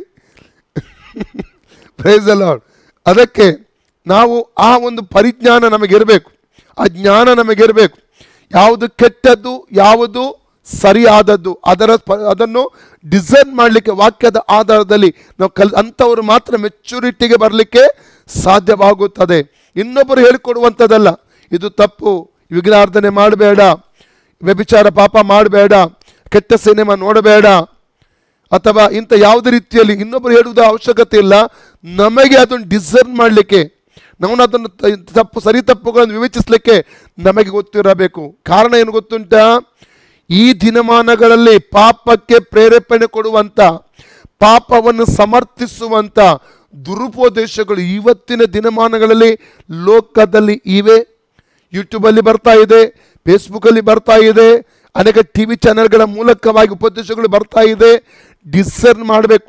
ಕಳೆದ ದಿವಸಗಳಲ್ಲಿ ಒಂದು ದೊಡ್ಡ ಭಾರತ ದೇಶದಲ್ಲಿ ಒಂದು ದೊಡ್ಡ ಚಾನೆಲ್, ಎಲ್ಲಿ ಯಾವ ರಾಜ್ಯ ಅಂತ ಹೇಳುವುದಿಲ್ಲ, ಅಲ್ಲಿಗೆ ಅಲ್ಲಿಯ ಒಂದು TV ಚಾನೆಲ್ನ ಮೇನ್ ಅವರು ಜನ ಅವರಿಗೆ ಸಂಬಂಧಪಟ್ಟ ಉಪದೇಶಗಳನ್ನು ನಮ್ಮ TV ಚಾನೆಲ್ ಮೂಲಕವಾಗಿ ಹಾಕಬೇಕೆಂಬುದಾಗಿ ಅವರು ತುಂಬ ಪ್ರಯತ್ನ ಪಟ್ಟರು. ತುಂಬ ನಮ್ಮ ಪ್ರಶಾಂತ್ಗೆ ಅವರಿಗೆ ತುಂಬ ಫೋನ್ ಕರೆ ಬರ್ತಾ ಇತ್ತು, ಗಡಿಗಳಿಗೆ ಫೋನ್, ಅವರು ನಿಮ್ಮ ಚಾನೆಲ್ ಹಾಕಿ. ನನಗೆ ಆಶ್ಚರ್ಯ, ನಮ್ಮದು ಇಷ್ಟು ಚಿಕ್ಕ ಚಾನೆಲ್, ಅವ್ರದ್ದು ದೊಡ್ಡ ಚಾನೆಲ್, ಅದು ಸೆಟ್ಲೈಟ್ ಚಾನೆಲ್. ಹಾಗಾಗಿ ಯಾಕೆ ನಮಗಿಷ್ಟು ಇದು ಮಾಡ್ತಾರೆ? ಆದರೆ ನಮಗೆ ಅದು ಗೊತ್ತಿದ್ದರಿಂದಾಗಿ ನಾನು ಪ್ರಶಾಂತ್ ಕೇಳಿದೆ, ಅವರೆಷ್ಟೇ ಹಣ ಕೊಡಲಿ, ಹಣ ಮುಖ್ಯವಲ್ಲ, ಅಂಥ ಒಂದು ಉಪದೇಶಗಳನ್ನು ನಮ್ಮ TV ಚಾನಲಲ್ಲಿ ನಾವು ಹಾಕಬಾರದು, ನಾವು ಸತ್ಯಕ್ಕಾಗಿ ನಿಲ್ಲಬೇಕೆಂಬುದಾಗಿ ನಾನು ಅವರಿಗೆ ಹೇಳಿದೆ. ಅದ ನಂತರ ಅವ್ರು ಹೇಳಿಬಿಟ್ಟು, ನಾವು ಇದನ್ನು ಹಾಕ್ಲಿಕ್ಕೆ ಆಗಲ್ಲ, ನೀವು ಬೇಸರ ಮಾಡಬೇಡಿ ಎಂಬುದಾಗಿ ಅವರಿಗೆ ಹೇಳಿಬಿಟ್ರು. ಆದ ಕಾರಣ ನಾವು ಸತ್ಯಕ್ಕಾಗಿ ನಿಲ್ಲಬೇಕು ಪ್ರಿಯರೇ. ವಿವೇಚನೆ. ಓಕೆ, Hebrews chapter 5:11ಗೆ ಬನ್ನಿ ತಿರುಗಿ. ಈ ವಿಷಯದಲ್ಲಿ ನಾವು ಹೇಳಬೇಕಾದ ಮಾತು ಬಹಳ ಉಂಟು, ಆದರೆ ನಿಮ್ಮ ಕಿವಿಗಳು ಮಂದವಾದ್ದರಿಂದ ಅದನ್ನು ವಿವರಿಸುವುದು ಕಷ್ಟವಾಗಿದೆ. ಕಾಲವನ್ನು ನೋಡಿದರೆ ನೀವಿಷ್ಟರೊಳಗೆ ಬೋಧಕರಾಗಬೇಕಾಗಿತ್ತು. ಕಾಲವನ್ನು ನೋಡಿದರೆ ನೀವು ಇಷ್ಟವರೆಗೆ ಬೋಧಕರಾಗಬೇಕಾಗಿತ್ತು. ಒಬ್ಬನು ನಿಮಗೆ ದೈವೋಕ್ತಿಗಳ ಮೂಲ ಪಾಠಗಳನ್ನು ತಿರುಗಿ ಕಲಿಸಿಕೊಡಬೇಕಾಗಿದೆ. ನೀವು ಹಾಲು ಕುಡಿಯತಕ್ಕವರೇ ಹೊರತು ಗಟ್ಟಿಯಾದ ಆಹಾರವನ್ನು ತಿನ್ನತಕ್ಕವರಲ್ಲ. ಪೌಲ ಹಿಬ್ರಿಯ ಸಭೆಯವರನ್ನು ವಿವೇಚನೆ ಮಾಡ್ತಾ, ಡಿಸೈನ್ ಮಾಡ್ತಾ ಇದ್ದಾನೆ, ಮೆಜರ್ ಮಾಡ್ತಾ ಇದ್ದಾನೆ. ಏನಂದ್ರೆ ಅವರ ಕೆಪಾಸಿಟಿ ಏನಂದ್ರೆ ಆತ್ಮಿಕವಾದಂಥ ಕೆಪಾಸಿಟಿ ಅಂತ ಇರ್ತದೆ. ಆ ಸಭೆ ಕೆಪಾಸಿಟಿ ಹಾಲು ಕುಡಿಯುವ ಕೂಸಿನ ಹಾಗೆ, ಹಾಲು ಕುಡಿಯುವಂಥ ಮಗುವಿನ ಒಂದು ಕೆಪಾಸಿಟಿ. ಅವರಿಗೆ ಮೆಚುರಿಟಿ ಬರಲಿಲ್ಲ. ಅವರು ಅಂದರೆ ಗಟ್ಟಿಯಾದ ಆಹಾರ ತಿನ್ನತಕ್ಕ ರೀತಿಯಲ್ಲಿ ಇದು ಕೆಟ್ಟದು, ಇದು ಒಳ್ಳೆದೆಂಬ ಭೇದದ ಒಂದು ಅರಿವನ್ನು ಹೊಂದುವ ರೀತಿಯ ಒಂದು ಮೆಚುರಿಟಿಗೆ ಅವರು ಬಂದಿರಲಿಲ್ಲ. ಅದಕ್ಕಾಗಿ ಆತನ ಕಾಲ ನೋಡಿದರೆ ಕಾಲ ತುಂಬ ಆಗಿದೆ, ಆದರೆ ಬೆಳವಣಿಗೆ ಇಲ್ಲ, ದುಃಖ ಆಗ್ತಾ ಇದೆ. ಪೌಲನು ದುಃಖಪಟ್ಟು ಅವರಿಗೆ ಹೇಳ್ತಾ ಇದ್ದಾನೆ. ಆದರೆ ನಮ್ಮನ್ನು ನಾವು ಪರೀಕ್ಷೆ ಮಾಡಿಕೊಳ್ಳುವ ಪ್ರಿಯರೇ. ರಕ್ಷಣೆ ಹೊಂದಿ ನಾವು ಎಷ್ಟು ವರ್ಷ ಆದ್ರೂ ಪರವಾಗಿ, ನಾನು ರಕ್ಷಣೆ ಹೊಂದಿದ್ದ ಅಲ್ಲಲ್ಲಿಯ ಸಮಯದಿಂದಲೇ ಸತ್ಯವಾದ ಒಳ್ಳೆ ಓದಿ ಧ್ಯಾನಿಸಲಿಕ್ಕೆ ನಾನು ಪ್ರಾರಂಭ ಮಾಡಿದ್ದೇನೆ. ಯಾವ ದಿವಸ ರಕ್ಷಣೆ ಹೊಂದಿದ್ದೇನೆ, ಆಸೆಯಿಂದ ಸತ್ಯವಾದ ಓದ್ತಾ ಇದ್ದೆ, ಆಸೆಯಿಂದ ಸತ್ಯವಾದವನ್ನು ಅಭ್ಯಾಸ ಮಾಡ್ತಾ ಇದ್ದೆ ಪ್ರಿಯರೇ. ನಿಮಗೂ ನಾನು ಪ್ರೋತ್ಸಾಹ ಮಾಡ್ತಾ ಇದ್ದೇನೆ. ಸತ್ಯವಾದ ಒಳ್ಳೆ ಓದಿ, ಬೈಬಲನ್ನು ಒಳ್ಳೆ ಓದಿರಿ, ಒಳ್ಳೆ ಧ್ಯಾನ ಮಾಡಿರಿ, ಒಳ್ಳೆ ಅಭ್ಯಾಸ ಮಾಡಿರಿ. ವಾಕ್ಯವನ್ನು ಆದಷ್ಟು ನಿಮ್ಮ ಹೃದಯದಲ್ಲಿ ತುಂಬಿಸಿಡ್ರಿ, ತಲೆಯಲ್ಲಿ ತುಂಬಿಸಿಡ್ಬೇಡಿ, ಹೃದಯದಲ್ಲಿ ತುಂಬಿಸಿಡ್ರಿ. ಹಲ್ಲೆಲೂಯಾ. ಅದು ವಾಕ್ಯದಲ್ಲಿ ಬೆಳೆಯಿರಿ. ಖಂಡಿತವಾಗಿ ಯಾರು ನಿಮ್ಮನ್ನು ಮೋಸ ಮಾಡಲಿಕ್ಕೆ, ವಂಚಿಸಲಿಕ್ಕೆ ಸಾಧ್ಯವಾಗುವುದಿಲ್ಲ. ಓಕೆ, ನಾವು ಎಫೆಸಸ್ chapter 4:14ಗೆ ತಿರುಗಿ ಬರುವ. ಓದಿ ಬಿಟ್ಟ ವಾಕ್ಯ, ಬೆಳೆದು ಮತ್ತೆ ಮುಂದೆ ಎಲ್ಲಾ ವಿಷಯಗಳಲ್ಲಿಯೂ ಕ್ರಿಸ್ತನ ಐಕ್ಯವನ್ನು ಹೊಂದುತ್ತಾ ಬರಬೇಕು. ಕ್ರಿಸ್ತನ ಎಲ್ಲ ಬೆಳೆದು. ಓಕೆ, 4:14ಇಂದಲೇ ಓದಿ, ಅಲ್ಲಿ ವಿಷಯ ಸಿಗ್ತದೆ. ನಾವು ಇನ್ನು ಮೇಲೆ ಕೂಸುಗಳಾಗಿರಬಾರದು. ಇನ್ನು ಮೇಲೆ ಕೂಸುಗಳು ಅಂದ್ರೆ ಚಿಕ್ಕ ಮಕ್ಕಳಾಗಿರಬಾರದು. ದುರ್ಜನರ ವಂಚನೆಗೂ ದುರ್ಬೋಧಕರ ಕುಯುಕ್ತಿಗೂ ಒಳಬಿದ್ದು ನಾನಾ ಅಂದ್ರೆ ಅನೇಕ ಉಪದೇಶಗಳಿಂದ ಕಂಗೆಟ್ಟು ಗಲಿಬಿಲಿಗೆ ಗೊಂದಲಕ್ಕೆ ಒಳಗಾಗಿ ಏನೊಂದಲ್ಲಿ ತೆಗೆ ಇಷ್ಟಪಡ್ತೀವಿ ಇವತ್ತು ಇಲ್ಲಿ. ಯಾವ ದೇವ ಸೇವಕನನ್ನು ಪೂಜಿಸಬೇಡಿ. ಈವನ್ ಪಾಸ್ಟರ್ ಸುನಿಲ್ಗೂ ಕೂಡ ಅಲ್ಲಲ್ಲಿಯ ನಿಮ್ಮ ಹೀರೋ ಕೇವಲ ಯೇಸುಸ್ವಾಮಿ ಮಾತ್ರ. ನಿಮ್ಮ ಎಲ್ಲರ ಹೀರೋ ಯೇಸುಸ್ವಾಮಿ ಮಾತ್ರ.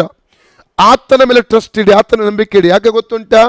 ಪಾಸ್ಟರ್ ಸುನಿಲ್ ಬದಲಾಗಬಹುದು, ಪಾಸ್ಟರ್ ಸುನಿಲ್ನವರ ಉಪದೇಶ ಬದಲಾಗಬಹುದು, ಆದರೆ ಯೇಸುಸ್ವಾಮಿ ಬದಲಾಗದವನು. ಅಲ್ಲಲ್ಲಿಯ ದೇವರ ವಾಕ್ಯದಲ್ಲಿ ಪೂರ್ಣ ನಂಬಿಕೆ ಇಡಿ. ಇರಲಿ, ಇವತ್ತು ಪಾಸ್ಟರ್ ಸುನಿಲ್ ಸರಿಯಾಗಿ ಉಪದೇಶ ಮಾಡ್ತಾರೆ, ಇರಲಿ. ನಾವು ನೋಡುವ ಭವಿಷ್ಯದಲ್ಲಿ ಯಾವಾಗಾದರೂ ತಪ್ಪು ಉಪದೇಶ ಮಾಡಿದರೆ ಏನಾಗ್ತದೆ? ನಿಮ್ಮ ನಂಬಿಕೆ ಗೊಂದಲಕ್ಕೆ ಒಳಗಾಗ್ತೀರಿ, ನೀವು ಕೂಡ ನಂಬಿಕೆಯಲ್ಲಿ ಬಿದ್ದು ಹೋಗ್ತೀರಿ. ಅದಕ್ಕೆ ನೀವು ಇಡಬೇಕಾದದ್ದು ನಂಬಿಕೆ ಯೇಸುವಿನ ಮೇಲೆ, ದೇವರ ವಾಕ್ಯದ ಮೇಲೆ, ಬೈಬಲ್ ಮೇಲೆ ನಂಬಿಕೆ ಇಡಬೇಕು. ನಮಗೊಬ್ಬನೇ ಹೀರೋ, ನಮ್ಮೆಲ್ಲರಿಗೂ ಒಬ್ಬನೇ ಒಬ್ಬ ಹೀರೋ, ಆತನ ಹೆಸರು ಕರ್ತನಾದ ಯೇಸು ಕ್ರಿಸ್ತನು. ಆ ಯೇಸುವಿನ ಮೇಲೆ ನಂಬಿಕೆ ಇಡಿ, ಸತ್ಯವೇದದ ಮೇಲೆ ನಂಬಿಕೆ ಇಡಿ. ಯಾವತ್ತೂ ನಾವು ಜಾರಿ ಹೋಗುವುದಿಲ್ಲ, ಯಾವತ್ತೂ ಗೊಂದಲಕ್ಕೆ ಒಳಗಾಗುವುದಿಲ್ಲ. ಯಾರು ನಮ್ಮನ್ನು ಮೋಸ ಮಾಡಲಿಕ್ಕಾಗಲ್ಲ, ವಂಚಿಸ್ಲಿಕ್ಕಾಗಲ್ಲ. ಇವತ್ತು ಲೋಕದಲ್ಲಿ ಅನೇಕರು ಕನ್ಫ್ಯೂಷನ್, ಗೊಂದಲಕ್ಕೆ ಒಳಗಾಗಲಿಕ್ಕೆ ಒಂದು ಕಾರಣ, ನಂಬಿಕೆಯಲ್ಲಿ ಬಿದ್ದು ಹೋಗ್ಲಿಕ್ಕೆ ಒಂದು ಕಾರಣ, ಕ್ರಿಸ್ತನ ಬಗ್ಗೆ ಭ್ರಷ್ಟರಾಗಲಿಕ್ಕೆ ಒಂದು ಕಾರಣ, ಅದು ಅವರು ಕೆಲವೊಂದು ಬೋಧಕರ ಮೇಲೆ ನಂಬಿಕೆ ಇಟ್ಟದ್ದು. ಅವರ ಹೀರೋ ಆಗಿದ್ದಾರೆ, ಅವರು ಹೀರೋ ಆಗಿ ಕಾಣುವಂಥ. ಯೇಸು ಬೇಡ ಕೆಲವರಿಗೆ, ಯೇಸುವಿನ ಮೇಲೆ ನಂಬಿಕೆ ಇಲ್ಲ. ಅವ್ರು ಏನು ಹೇಳಿದ್ರು ವೇದವಾಕ್ಯ ಅದನ್ನು ನಂಬಿ ಬಿಟ್ಟು ಕಣ್ಣು ಮುಚ್ಚಿ ನಂಬುವಂಥದ್ದು. ಅದು ಸತ್ಯವೇದ ಇದೆಯಾ ಇಲ್ಲವಾ ಅದನ್ನು ಪರೀಕ್ಷೆ ಮಾಡಲಿಕ್ಕೆ ಹೋಗುವುದಿಲ್ಲ. ನಮ್ಮ ನಂಬಿಕೆ ಸತ್ಯವೇದ ವಾಕ್ಯ. ಈ ಸತ್ಯವೇದ ವಾಕ್ಯ ಯಾರು ನಂಬ್ತಾರಲ್ಲ, ಅವರು ಎಂದೆಂದಿಗೂ ಇರುವವರು, ಅವರೆಂದೆಂದಿಗೂ ಆಶೀರ್ವದಿಸಲ್ಪಡ್ತಾರೆ. ಯಾವತ್ತೂ ಅವರು ಜಾರಿ ಹೋಗುವುದಿಲ್ಲ, ಯಾವತ್ತೂ ನಂಬಿಕೆಯಿಂದ ಬಿದ್ದು ಹೋಗುವುದಿಲ್ಲ. ಅವ್ರು ದೃಢವಾಗಿರುತ್ತಾರೆ, ಅವರು ಆಶೀರ್ವದಿಸಲ್ಪಡುತ್ತಾರೆ. ಪ್ರಿಯರೇ, ಅದಕ್ಕಾಗಿ ನಾನು ನಿಮಗೆ ಪ್ರೋತ್ಸಾಹಿಸ್ತಾ ಇದ್ದಾನೆ, ಎನ್ಕರೇಜ್ ಮಾಡ್ತಾ ಇದ್ದಾನೆ. ಹಲ್ಲೆಲೂಯಾ. ವಾಕ್ಯದ ಮೇಲೆ ನಂಬಿಕೆ. ಒಂದು ವಾಕ್ಯ ಓದಿ, ರೋಮನ್ಸ್ 10:17, ರೋಮ 10:17. ಆದ ಕಾರಣ ಸಾರಿದ ವಾರ್ತೆಯು ನಂಬಿಕೆಗೆ ಆಧಾರ. ಸಾರಿದ ವಾರ್ತೆಯು ನಂಬಿಕೆಗೆ ಆಧಾರ. ನಿಮಗೆ ನಂಬಿಕೆಗೆ ಬರ್ತದೆ ಸಾರಿದಂತ ವಾರ್ತೆ. ಈಗ ನಾನು ಮಾತಾಡುವಾಗ ನಿಮಗೆ ನಂಬಿಕೆ ಬರ್ತದೆ. ಆ ವಾರ್ತೆಗೆ ಕ್ರಿಸ್ತನ ವಾಕ್ಯ. ಈಗ ನಾನು ಸಾರಿದಂತ ವಾರ್ತೆಗೆ ಯಾವುದು ಆಧಾರ? ಕ್ರಿಸ್ತನ ವಾಕ್ಯವೇ, ಸತ್ಯವೇದದಲ್ಲಿರುವ ವಾರ್ತೆಯೇ ಅದಕ್ಕೆ ಆಧಾರವಾಗಿದೆ. Praise God. ಸಾರದ ವಾರ್ತೆಯ ಮೂಲಕ ನಂಬಿಕೆ ಬರ್ತದೆ. ಆ ವಾರ್ತೆ ಎಲ್ಲಿಂದ ಬಂತು? ಕ್ರಿಸ್ತನ ವಾರ್ತೆಯಿಂದ, ಸತ್ಯವೇದದಿಂದ ಬರಬೇಕು. ಅದು ಆಧಾರವಾಗಿರಬೇಕು. ಪ್ರತಿಯೊಂದು ಪ್ರಸಂಗಕ್ಕೂ, ಪ್ರತಿಯೊಂದು ಉಪದೇಶಕ್ಕೂ ಆಧಾರ ಕ್ರಿಸ್ತನ ವಾಕ್ಯವಾಗಿದೆ, ಸತ್ಯವೇದವಾಗಿದೆ, ಬೈಬಲ್ ಆಗಿದೆ. ಪ್ರೇರೆ, ಆ ವಾರ್ತೆ ಎಂದೆಂದಿಗೂ ಇರುವಂಥದ್ದು. ಅದಕ್ಕೆ ನಾನು ನಿಮಗೆ ಹೇಳಿದ್ದು ಕಳೆದ ದಿವಸಗಳಲ್ಲಿ, ಲೂಕ 21:33, ಮತ್ತ 24:35, ಭೂಮಿ ಆಕಾಶಗಳು ಅಳಿದು ಹೋದರು, ನನ್ನ ಮಾತುಗಳು ಎಂದಿಗೂ ಅಳಿದು ಹೋಗುವುದಿಲ್ಲ ಎಂಬುದಾಗಿ ಕರ್ತನಾದ ಯೇಸು ಸ್ವಾಮಿ ಹೇಳಿರುವಂಥದ್ದನ್ನು ಅಲ್ಲಿ ನಾವು ಕಾಣ್ತೇವೆ. ವಾಕ್ಯ ಮಾತ್ರ ಅದು ಇರುವಂಥದ್ದು, ಅದು ನೆರವೇರುವಂಥದ್ದು, ಅದು ಸತ್ಯವಾಗಿದೆ. 100% ವಾಕ್ಯವು ಸತ್ಯವಾಗಿದೆ. ವಾಕ್ಯ ಯಾವತ್ತೂ ಸುಳ್ಳಾಗಲಿಕ್ಕೆ ಸಾಧ್ಯವಿಲ್ಲ ಪ್ರಿಯರೇ. ಅದಕ್ಕಾಗಿ ನಮ್ಮ ನಂಬಿಕೆ 100% ದೇವರ ವಾಕ್ಯದ ಮೇಲೆ, ಸತ್ಯವೇದದ ಮೇಲೆ ಇಡುವವರಾಗಿರಬೇಕು. ಅದರ ಹೊರಗೆ ಯಾರಾದರೂ ಸತ್ಯವೇದದ ವಾಕ್ಯ ಟ್ವಿಸ್ಟ್ ಮಾಡಿ ಯಾರಾದರೂ ಮಾತಾಡುವುದಾದರೆ ಅದನ್ನು ನಾವು ವಿವೇಚಿಸಿ ನಂತರ ಅದನ್ನು ನಾವು ತುಂಬ ಎಚ್ಚರಿಕೆಯೊಂದಿಗೆ ನಾವು ನಿಲ್ಲುವವರಾಗಿರಬೇಕು. ಅಲ್ಲಲ್ಲಿ ಎಲ್ಲಾದ್ರೂ ಏನಾಗ್ತದೆ? ಮೋಸಕ್ಕೆ, ವಂಚನೆಗೆ ಒಳಗಾಗುತ್ತೆ. ಎಫೆಸ್ ಚಾಪ್ಟರ್ 4:14 ತಿರುಗಿ ಬನ್ನಿ. ನಾವು ಇನ್ನು ಮೇಲೆ ಕೂಸುಗಳಾಗಿರಬಾರದು, ದುರ್ಜನರ ವಂಚನೆಗೂ ದುರ್ಬೋಧಕರ ಕುಯುಕ್ತಿಗೂ ಒಳಬಿದ್ದು ನಾನಾ ಉಪದೇಶಗಳಿಂದ ಕಂಗೆಟ್ಟು ಗಾಳಿಯಿಂದ ಅತ್ತಿತ್ತ ನೂಕಿಸಿಕೊಂಡು ಹೋಗುವವರ ಹಾಗೆ ನಮ್ಮ ನೂಕಿಸಿಕೊಂಡು ಹೋಗುವುದಲ್ಲ, ನಾವು ಸ್ಥಿರವಾಗಿ ನಿಲ್ಲುವವರು. ಯಾಕಂದ್ರೆ ಕೀರ್ತನೆ 92 ನನಗೆ 12ರಿಂದ 15 ವಾಕ್ಯ ತುಂಬ ಒಂದು ಒಂದೇ ಏನು ಹೇಳ್ತಾರೆ, ಒಂದು ತುಂಬ ನನಗೆ ಎನ್ಕರೇಜ್ ಪಡಿಸುವಂಥದ್ದು ವಾಕ್ಯವಾಗಿದೆ. ನೀತಿವಂತರು ಖರ್ಜೂರ ವೃಕ್ಷದಾಗೆ ಬೆಳೆಯುವರು. ಓದಿ ವಾಕ್ಯ. ನೀತಿವಂತರು ಖರ್ಜೂರದ ಮರದಂತೆ ಬೆಳೆಯುವರು, ಲೆಬನೋನಿನ ದೇವದಾರು ವೃಕ್ಷದ ಹಾಗೆ ವೃದ್ಧಿಯಾಗುವರು. ಯೆಹೋವನ ಆಲಯದಲ್ಲಿ ಸಸಿಗಳಂತೆ ನೆಡಲ್ಪಡುವರು. ಎಲ್ಲಿ ನೆಡಲ್ಪಡ್ತಾರೆ ಅವರು? ಯೆಹೋವನ ಆಲಯದಲ್ಲಿ ಸಸಿಗಳಂತೆ ನೆಡಲ್ಪಡುವರು. ಮತ್ತೆ 15:13 ವಾಕ್ಯ ಓದುವುದಾದರೆ ಯೇಸುವೆಂದು ಮಾತಾಡ್ತಾನೆ, ನನ್ನ ಪರಲೋಕದ ತಂದೆ ನೆಡದಿರುವಂತಹ ಗಿಡಗಳನ್ನು ಕಿತ್ತು ಹಾಕಲಾಗುವುದು. Praise God. ಪುನಃ ಓದಿ ವಾಕ್ಯ, ಕೀರ್ತನೆ 92:12. ನೀತಿವಂತರು ಖರ್ಜೂರ ಮರದಂತೆ ಬೆಳೆಯುವರು, ಲೆಬನೋನಿನ ದೇವದಾರ ವೃಕ್ಷದ ಹಾಗೆ ವೃದ್ಧಿಯಾಗುವರು. ಯೆಹೋವನ ಆಲಯದಲ್ಲಿ ಸಸಿಗಳಂತೆ ನೆಡಲ್ಪಟ್ಟು ನಮ್ಮ ದೇವರ ಅಂಗಳಗಳಲ್ಲಿ ಚೆನ್ನಾಗಿ ಬೆಳೆಯುವರು. ನಮ್ಮ ದೇವರ ಅಂಗಳದಲ್ಲಿ ಚೆನ್ನಾಗಿ ನಾವು ಸಸಿಗಳಂತೆ ಒಂದು ಸಭೆಯಲ್ಲಿ ನೆಡಲ್ಪಟ್ಟಿದ್ದೇವೆ. ಇವತ್ತು ಬೇರೆ ಬೇರೆ ದೇಶಗಳಿಂದ ಈ ವಾರ್ತೆ ನೀವು ಕೇಳ್ತಾ ಇದ್ದೀರಿ. ನೀವಿರುವಂಥ ಸಭೆಗಳಲ್ಲಿ ನೀವು ನೆಡಲ್ಪಟ್ಟಿದ್ದೀರಿ. ನಿಮ್ಮ ಸಭೆಯನ್ನು ಬಿಟ್ಟು ಹೋಗಬೇಡಿ. ನಾನು ಒಪ್ಪಿತ್ತೇನೆ, ಈಗ ಲಾಕ್ಡೌನ್ ಇದೆ, ಈಗ ಸಭಾರಾಧನೆ ಇಲ್ಲ, ಸ್ವಲ್ಪ ಸಮಯದಲ್ಲಿ ಎಲ್ಲ ಪರಿಸ್ಥಿತಿ ಬದಲಾಗ್ಲಿಕ್ಕೆ ಹೋಗುತ್ತದೆ. ಪುನಃ ಮುಂಚಿನ ಹಾಗೆ ಸಭಾರಾಧನೆಗೆ ನಾವು ಸೇರಿ ಬರ್ಲಿಕ್ಕೆ ಹೋಗ್ತೇವೆ. ಇವತ್ತು ಒಂದು ಸಭೆ, ನಾಳೆ ಇನ್ನೊಂದು ಸಭೆ, ನಾಡ್ದು ಇನ್ನೊಂದು ಸಭೆ, ಹಾಗೆ ದಯಮಾಡಿ ಮಾಡಬೇಡ್ರಿ. ಒಂದೇ ಸಭೆಯಲ್ಲಿ ಬೆಳೆಯಿರಿ, ಒಂದೇ ಸಭೆಯಲ್ಲಿ ಆಶೀರ್ವಾದವಾಗಿ ನಿಲ್ಲಿರಿ, ಖಂಡಿತವಾಗಿ ಬೆಳೀಲಿಕ್ಕೆ ಹೋಗ್ತೀರಿ. ಯಾಕಂದ್ರೆ ಪುನಃ ಓದಿ 13ನೇ ವಾಕ್ಯ, ಕೀರ್ತನೆ 92 ಆಲಯದಲ್ಲಿ ಯೆಹೋವನ ಆಲಯದಲ್ಲಿ ಸಸಿಗಳಂತೆ ನೆಡಲ್ಪಟ್ಟು ನಮ್ಮ ದೇವರ ಅಂಗಳದಲ್ಲಿ ಚೆನ್ನಾಗಿ ಬೆಳೆಯುವರು.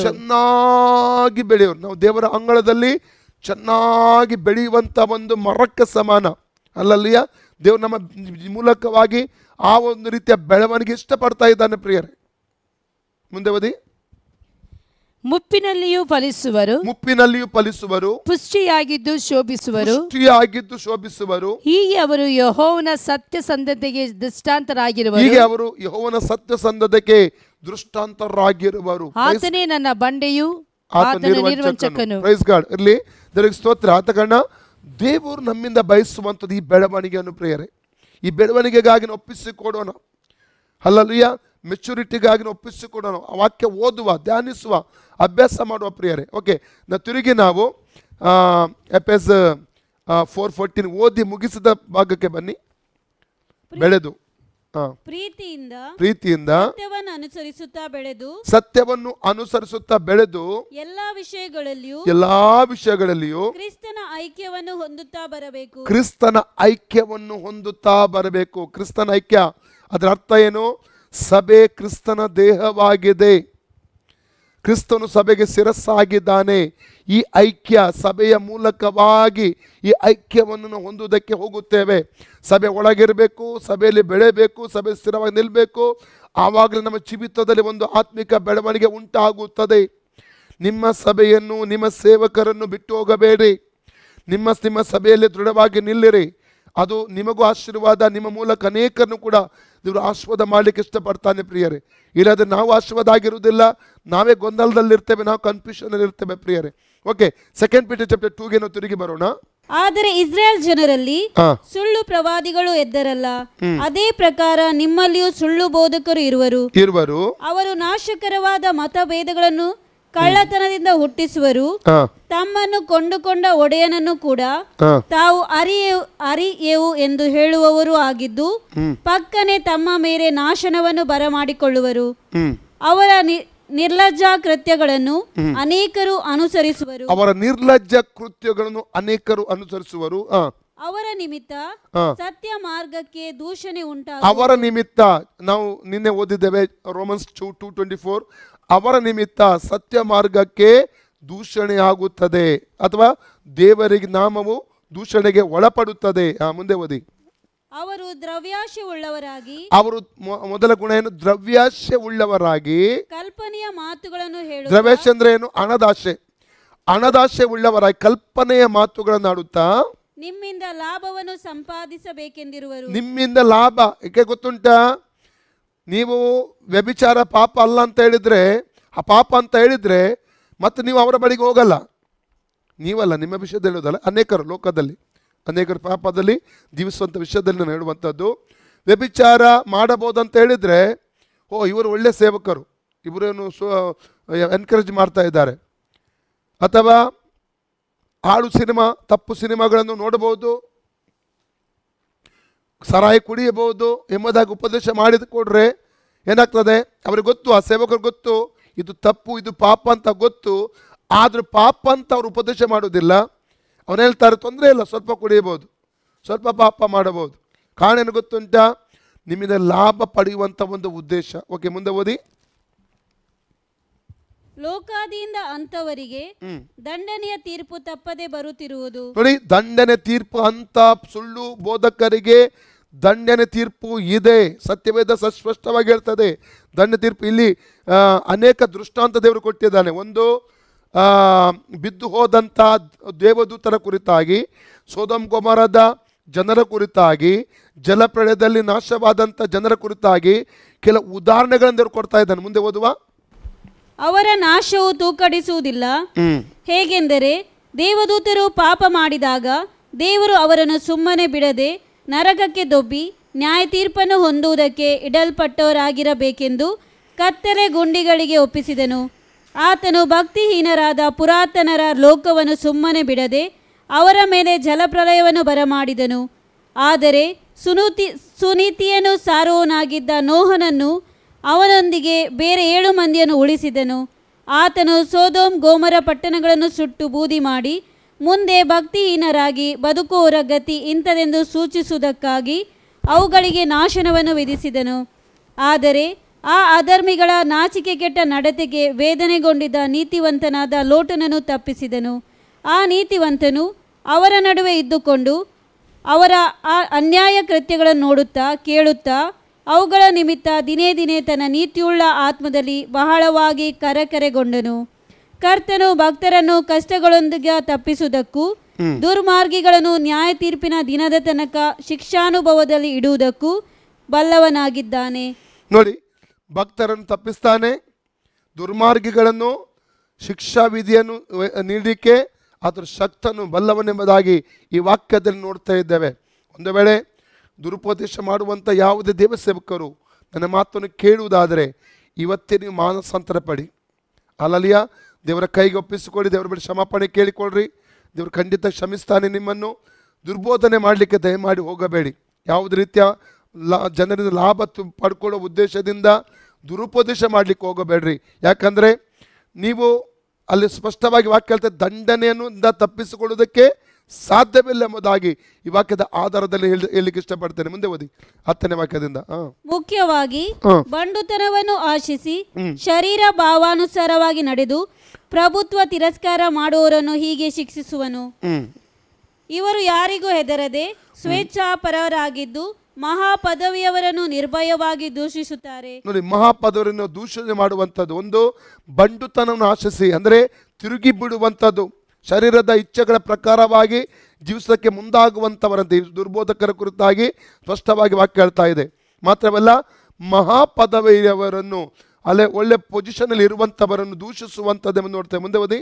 ದೇವದೂತರು ಬಲದಲ್ಲಿಯೂ ಮಹತ್ತಿನಲ್ಲಿಯೂ ಶ್ರೇಷ್ಠರಾಗಿದ್ದರೂ ಕರ್ತನ ಮುಂದೆ ಮಹಾಪದವಿಯವರ ಮೇಲೆ ದೂಷಣಾಭಿಪ್ರಾಯವನ್ನು ಹೇಳುವುದಿಲ್ಲವಲ್ಲ. ಯೂದನ ಪುಸ್ತಕ 11ನೇ ವಾಕ್ಯದಲ್ಲಿ ಇದನ್ನು ಕಾಣ್ತೇವೆ ನಾವು. ಓಕೆ, ಮುಂದೆ ಓದಿ. ಆದರೆ ಸ್ವಾಭಾವಿಕವಾಗಿ ಬೇಟೆಗೂ ಕೊಲೆಗೂ ಹುಟ್ಟಿರುವ ವಿವೇಕ ಶೂನ್ಯ ಪಶುಗಳಂತಿರುವ ಈ ದುರ್ಮಾರ್ಗಿಗಳು ತಮಗೆ ತಿಳಿಯದವುಗಳ ವಿಷಯವಾಗಿ ದೂಷಣೆ ಹೇಳುವವರಾಗಿದ್ದಾರೆ. ಇವರು ತಮ್ಮ ಕೆಟ್ಟತನದಿಂದ ತಾವೇ ಕೆಟ್ಟು ಹೋಗಿ ತಮ್ಮ ದುಷ್ಟ ವರ್ತನೆಗೆ ಸರಿಯಾದ ದುಷ್ಫಲವನ್ನು ಹೊಂದುವರು.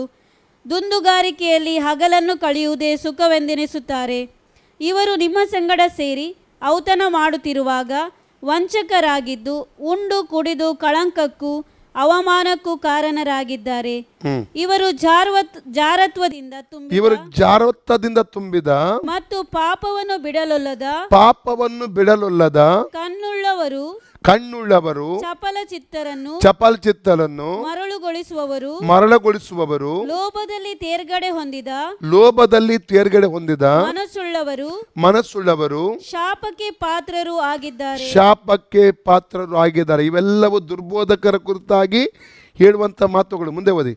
ಇವರು ನೀಟಾದ ಮಾರ್ಗವನ್ನು ಬಿಟ್ಟು ಸರಿಯಾದ ಮಾರ್ಗ ಬಿಟ್ಟು ನೇರವಾದ ಮಾರ್ಗ ಬಿಟ್ಟು ಬೇಯೋರನ ಮಗನಾದ ಬೀಳಾಮನ ಮಾರ್ಗವನ್ನು ಹಿಡಿದು ತಪ್ಪಿ ಹೋಗಿದ್ದಾರೆ. ಬೀಳಾಮನ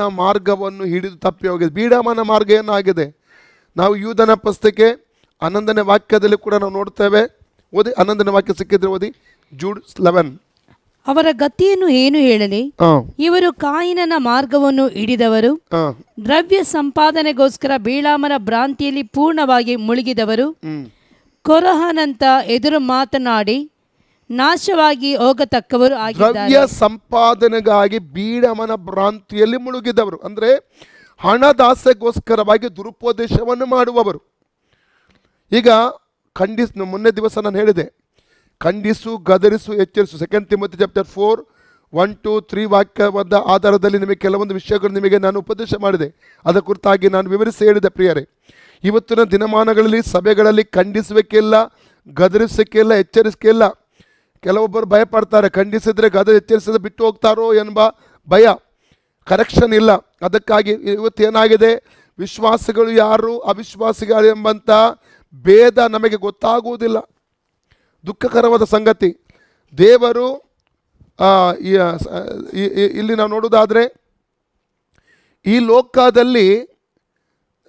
ಲೋಕದಲ್ಲಿ ಅನೇಕರು ಏನಾಗ್ತಾರೆ, ತಪ್ಪಿ ಹೋಗುವಂಥ ವಿಶ್ವಾಸಗಳ ಕೆಟ್ಟ ಮಾದರಿಯಿಂದಾಗಿ ತಪ್ಪಿ ಹೋಗುವಂಥದ್ದನ್ನು ನಾವು ಇಲ್ಲಿ ಕಾಣಲಿಕ್ಕೆ ನಮಗೆ ಸಾಧ್ಯವಾಗ್ತದೆ ಪ್ರಿಯರೇ.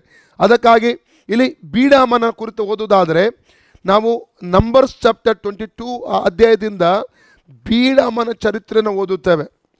ಬೀಳಾಮ ಯಾರಾಗಿದ್ದ? ಒಬ್ಬ ಪ್ರವಾದಿ ಆಗಿದ್ದ. ಅವನೊಬ್ಬ ಅನ್ಯನಾಗಿದ್ದರೂ ದೇವರಿಗೋಸ್ಕರ ಪ್ರವಾದಿ ಆಗಿದ್ದ. ಅವನ ಶಾಪದಿಂದ ಶಾಪವು, ಆಶೀರ್ವಾದದಿಂದ ಆಶೀರ್ವಾದವು ಅದು ಫಲಿಸುತ್ತಿದ್ದು. ಒಂದು ರೀತಿಯಲ್ಲಿ ಹೇಳಬೇಕಾದ್ರೆ ಅವರೊಬ್ಬ ಮಂತ್ರವಾದಿಗೆ ಸಮಾನವಾಗಿದ್ದ. ಆ ರೀತಿ ಒಬ್ಬ ವ್ಯಕ್ತಿ ಅವನನ್ನು ಶಪಿಸುವುದಕ್ಕಾಗಿ ಮೋಬ್ಯರ ಅರಸನಾದ ಬಾಲಕನು ಕರ್ಕೊಂಡು ಬರ್ತಾನೆ. ಯಾರನ್ನು ಶಪಿಸುವುದಕ್ಕಾಗಿ? ಇಸ್ರೇಲ್ ಜನಾಂಗವನ್ನು ಶಪಿಸುವುದಕ್ಕಾಗಿ ಕರ್ಕೊಂಡು ಬರ್ತಾನೆ. 24ನೇ ಅಧ್ಯಾಯ 1-9 ವಾಕ್ಯ ಓದಿದ್ರೆ, ನಂಬರ್ಸ್ ಚಾಪ್ಟರ್ 24 1-9 ವರೆಗೆ ಓದಿದ್ರೆ, ಅವನ ಬಾಯಿಂದ ದೇವರು ಆಶೀರ್ವಾದವನ್ನೇ ನುಡಿಸಿ ಶಾಪ ಬರಮಾಡಲಿಕ್ಕೆ ಬಿಡಲಿಲ್ಲ. ದೇವರವನ್ನು ನಿಯಂತ್ರಿಸುವುದನ್ನು ನೋಡ್ತೇವೆ. ಕೊನೆಗೆ ಏನಾಯಿತು ಗೊತ್ತುಂಟ?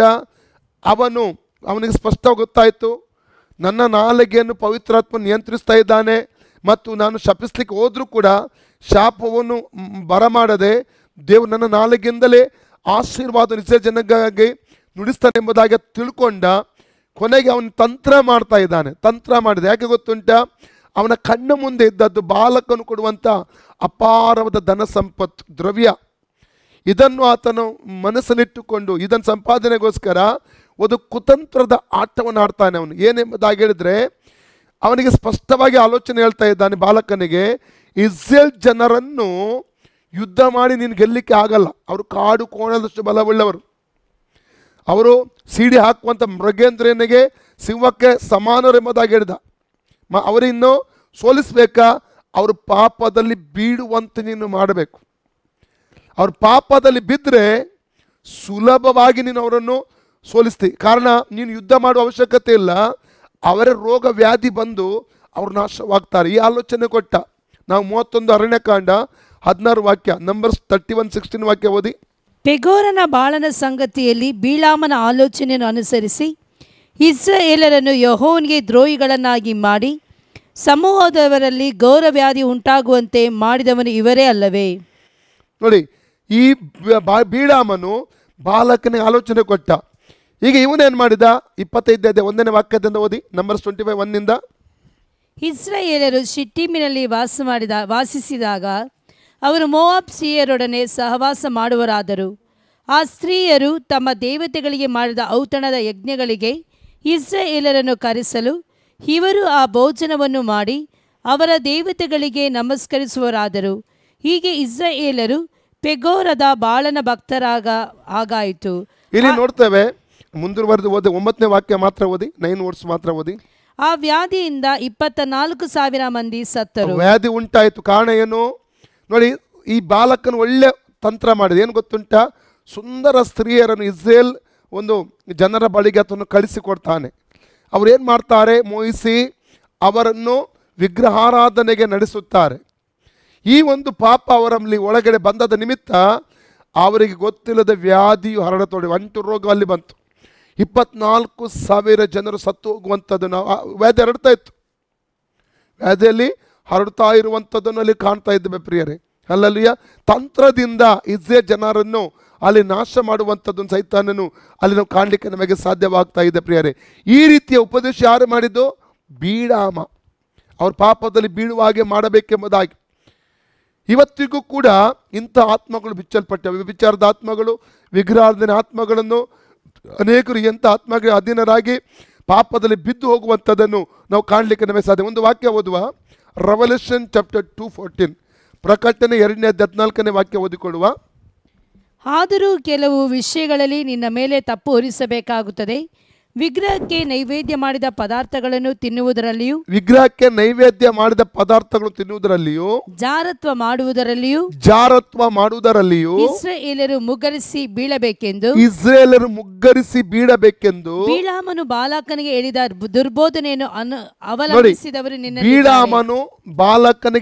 ದುರ್ಬೋಧನೆಯನ್ನು ಅವಲಂಬಿಸಿದವರು ನಿನ್ನಲ್ಲಿದ್ದಾರೆ.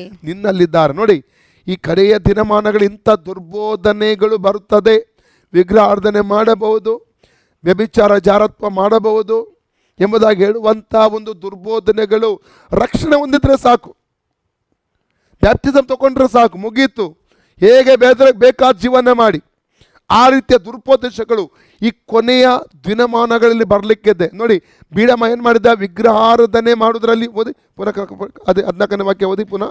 ಆದರೂ ಕೆಲವು ವಿಷಯಗಳಲ್ಲಿ ನೀವು ನನ್ನ ಮೇಲೆ ತಪ್ಪು ಹೊರಿಸಬೇಕಾಗುತ್ತದೆ.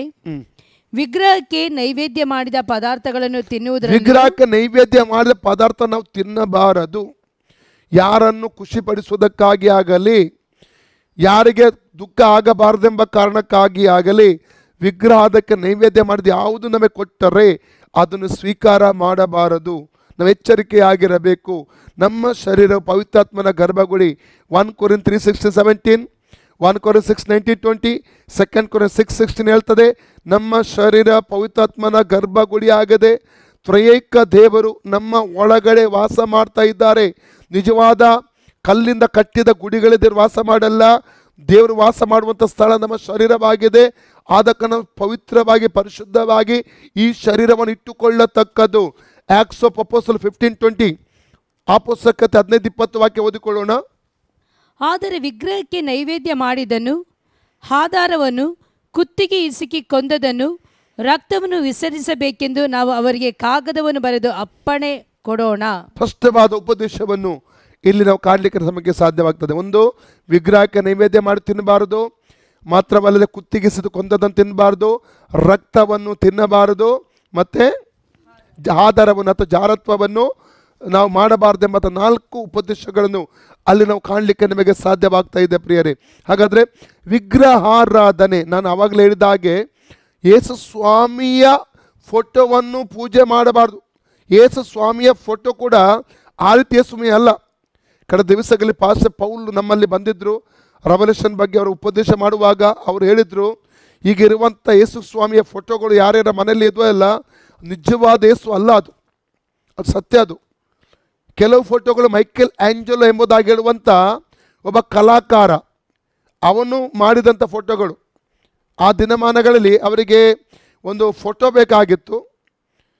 ಯಾರೋ ಹೇಳಿದ್ರು ಯೇಸುವಿನ ಫೋಟೋ ಬೇಕು. ಅವರು ಒಳ್ಳೆ ಒಬ್ಬ ವ್ಯಕ್ತಿಯನ್ನು ಕುಡುಕನ್ನು ನಿಲ್ಲಿಸಿದಂತೆ ಅವನ ಫೋಟೋ ಮಾಡಿದಂತೆ. ಅದೇ ಇವತ್ತು ಯೇಸು ಸ್ವಾಮಿ ಎಂಬುದಾಗಿ ಹೇಳುವಂಥ ಫೋಟೋ. ಇನ್ನು ಕೆಲವು ಈ ಒಂದು ಜೀಸಸ್ ಮೂವಿಯಿಂದಾಗಿ, ಫ್ಯಾಷನ್ ಆಫ್ ದ ಕ್ರೈಸ್ಟ್ ಮೂವಿಯಲ್ಲಿ ಅದರಲ್ಲಿರುವಂಥ ವ್ಯಕ್ತಿಗಳ ಫೋಟೋಗಳಾಗಿವೆ. ಅದನ್ನೆಲ್ಲರೂ ಯೇಸು ಅಂತ ಜನರು ಆರಾಧನೆ ಮಾಡ್ತಾ ಇದ್ದಾರೆ. ಅಲ್ಲಿ ದೇವ್ರ ವಾಕ್ಯ ಏನು ಬೋಧಿಸ್ತದೆ ನಮಗೆ? 2 Corinthians 5:16 ವಾಕ್ಯ ಓದಿ ಯಾರಾದರೂ. ಹೀಗಿರಲಾಗಿ ಹಿಂದಿನಿಂದ ನಾವು ಯಾರನ್ನು ಶರೀರ ಸಂಬಂಧವಾಗಿ ಅರಿತುಕೊಳ್ಳುವುದಿಲ್ಲ. ಕ್ರಿಸ್ತನನ್ನು ಕೂಡ ನಾವು ಶರೀರ ಸಂಬಂಧವಾಗಿ ತಿಳಿದಿದ್ದರು ಇನ್ನು ಮುಂದೆ ಆತನನ್ನು ಹಾಗೆ ತಿಳಿದುಕೊಳ್ಳುವುದಿಲ್ಲ. ಯಾಕಂದ್ರೆ ಆತನ ಹೇಗಿದ್ದಾನೆ ಈಗ ಗೊತ್ತು. ನಾ ಪುನಃ ಸ್ವಾಮಿ ಅದನ್ನೇ ಈಗ ಇದು ಮುಗಿದ ಕೂಡಲೇ, ಗುರುತುಗಳು ಮುಗಿದ ಕೂಡಲೇ ಹೋಗುವುದು. ರೆವಲ್ಯೂಷನ್ ಚಾಪ್ಟರ್ 1 ನಾವು 11-20 ವಾಕ್ಯಕ್ಕೆ ಹೋಗ್ತೇವೆ. ಪುನರುತ್ಥಾನ ಹೊಂದಿದಂಥ ಯೇಸು ಸ್ವಾಮಿ ಹೇಗಿದ್ದಾನೆ, ಅವತ್ತು ಆತನು ಆಶ್ಚರ್ಯಚಕಿತನಾಗಿ, ಅಪೊಸ್ತಲ ಯೋಹನ್ನನು ಪಾತ್ಮೋಸ್ ದ್ವೀಪದಲ್ಲಿ ಆಶ್ಚರ್ಯಚಕಿತನಾಗಿ ಆತನು ಬಿದ್ದು ಬೀಳುವುದಕ್ಕೆ ಕಾರಣ ಏನು ಗೊತ್ತುಂಟಾ? ಸತ್ತವನಾಗಿ ಬೀಳುವುದಕ್ಕೆ ಏನು ಕಾರಣ ಗೊತ್ತುಂಟಾ? ಅವನು ಯೇಸು ಸ್ವಾಮಿ ನೋಡಿದ 6ನೇ ಮನುಷ್ಯನಾಗಿ 33 ವರ್ಷ ಲೋಕದಲ್ಲಿ ಇದ್ದಂಥ ಯೇಸು ಸ್ವಾಮಿ ನೋಡಿದ. 3 ಕೊನೆಯ ಯೇಸು ಕ್ರಿಸ್ತನ 3.5 ವರ್ಷಗಳ ಕಾಲ ಯೇಸುನೊಟ್ಟಿಗಿದ್ದ ಆತನು. ಆ ಯೇಸುನ ಆತ ನೋಡಿದ. ಅದು ಈಗ ನೋಡುವಾಗ ಮಹಿಮೆಯಿಂದ ತುಂಬಿದಂಥ ರಾಜಾದಿರಾಜ, ಮಹಿಮೆಯಿಂದ ತುಂಬಿದಂಥ ದೇವಾದಿದೇವ, ಸೂರ್ಯನ ಹಾಗೆ ಪ್ರಕಾಶಿಸುವಂಥ ಮುಖ, ಈ ರೀತಿಯ ಪ್ರಭಾವದಿಂದ ತುಂಬಿದಂಥ ಮಹಿಮೆ ತುಂಬ ಯೇಸು ನೋಡಿದಾಗ ಅವನು ಸತ್ತವನಾಗಿ ಅಲ್ಲಿ ಬೀಳುವಂಥದ್ದನ್ನು ಅಲ್ಲಿ ನಾವು ಕಾಣ್ತೀವಿ. ಈಗ ಯೇಸು ಆಗಿದ್ದಾನೆ. ರೆವಲ್ಯೂಷನ್ ಚಾಪ್ಟರ್ 1 ನಾವು 18 ವರೆಗೆ ವಾಕ್ಯ ಓದಿದ್ರೆ ಈಗ ಇರುವಂಥ ಯೇಸು ಆಗಿದ್ದಾನೆ.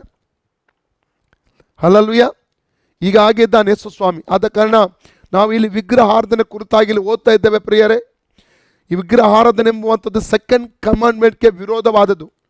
ಎಕ್ಸೋಡಸ್ ಚಾಪ್ಟರ್ 24-6 ವಾಕ್ಯ ಓದಿದ್ರೆ 3-4 ತಲೆಮಾರುಗಳವರೆಗೆ ಶಿಕ್ಷೆ ಇದೆ ಎಂಬುದಾಗಿ ಅಲ್ಲಿ ಬರೆಯಲ್ಪಟ್ಟಿದೆ ಪ್ರಿಯರೇ. ಆದರೆ ಅನೇಕರು ವಿಗ್ರಹಾರಾಧನೆಯನ್ನು ಕೂಡ ಪ್ರಚೋದಿಸುವಂಥ, ಪ್ರೇರೇಪಿಸುವಂಥ ಉಪದೇಶಗಳು ಇವತ್ತಿನ ದಿನಮಾನಗಳಲ್ಲಿ ಕಾಣ್ತವೆ.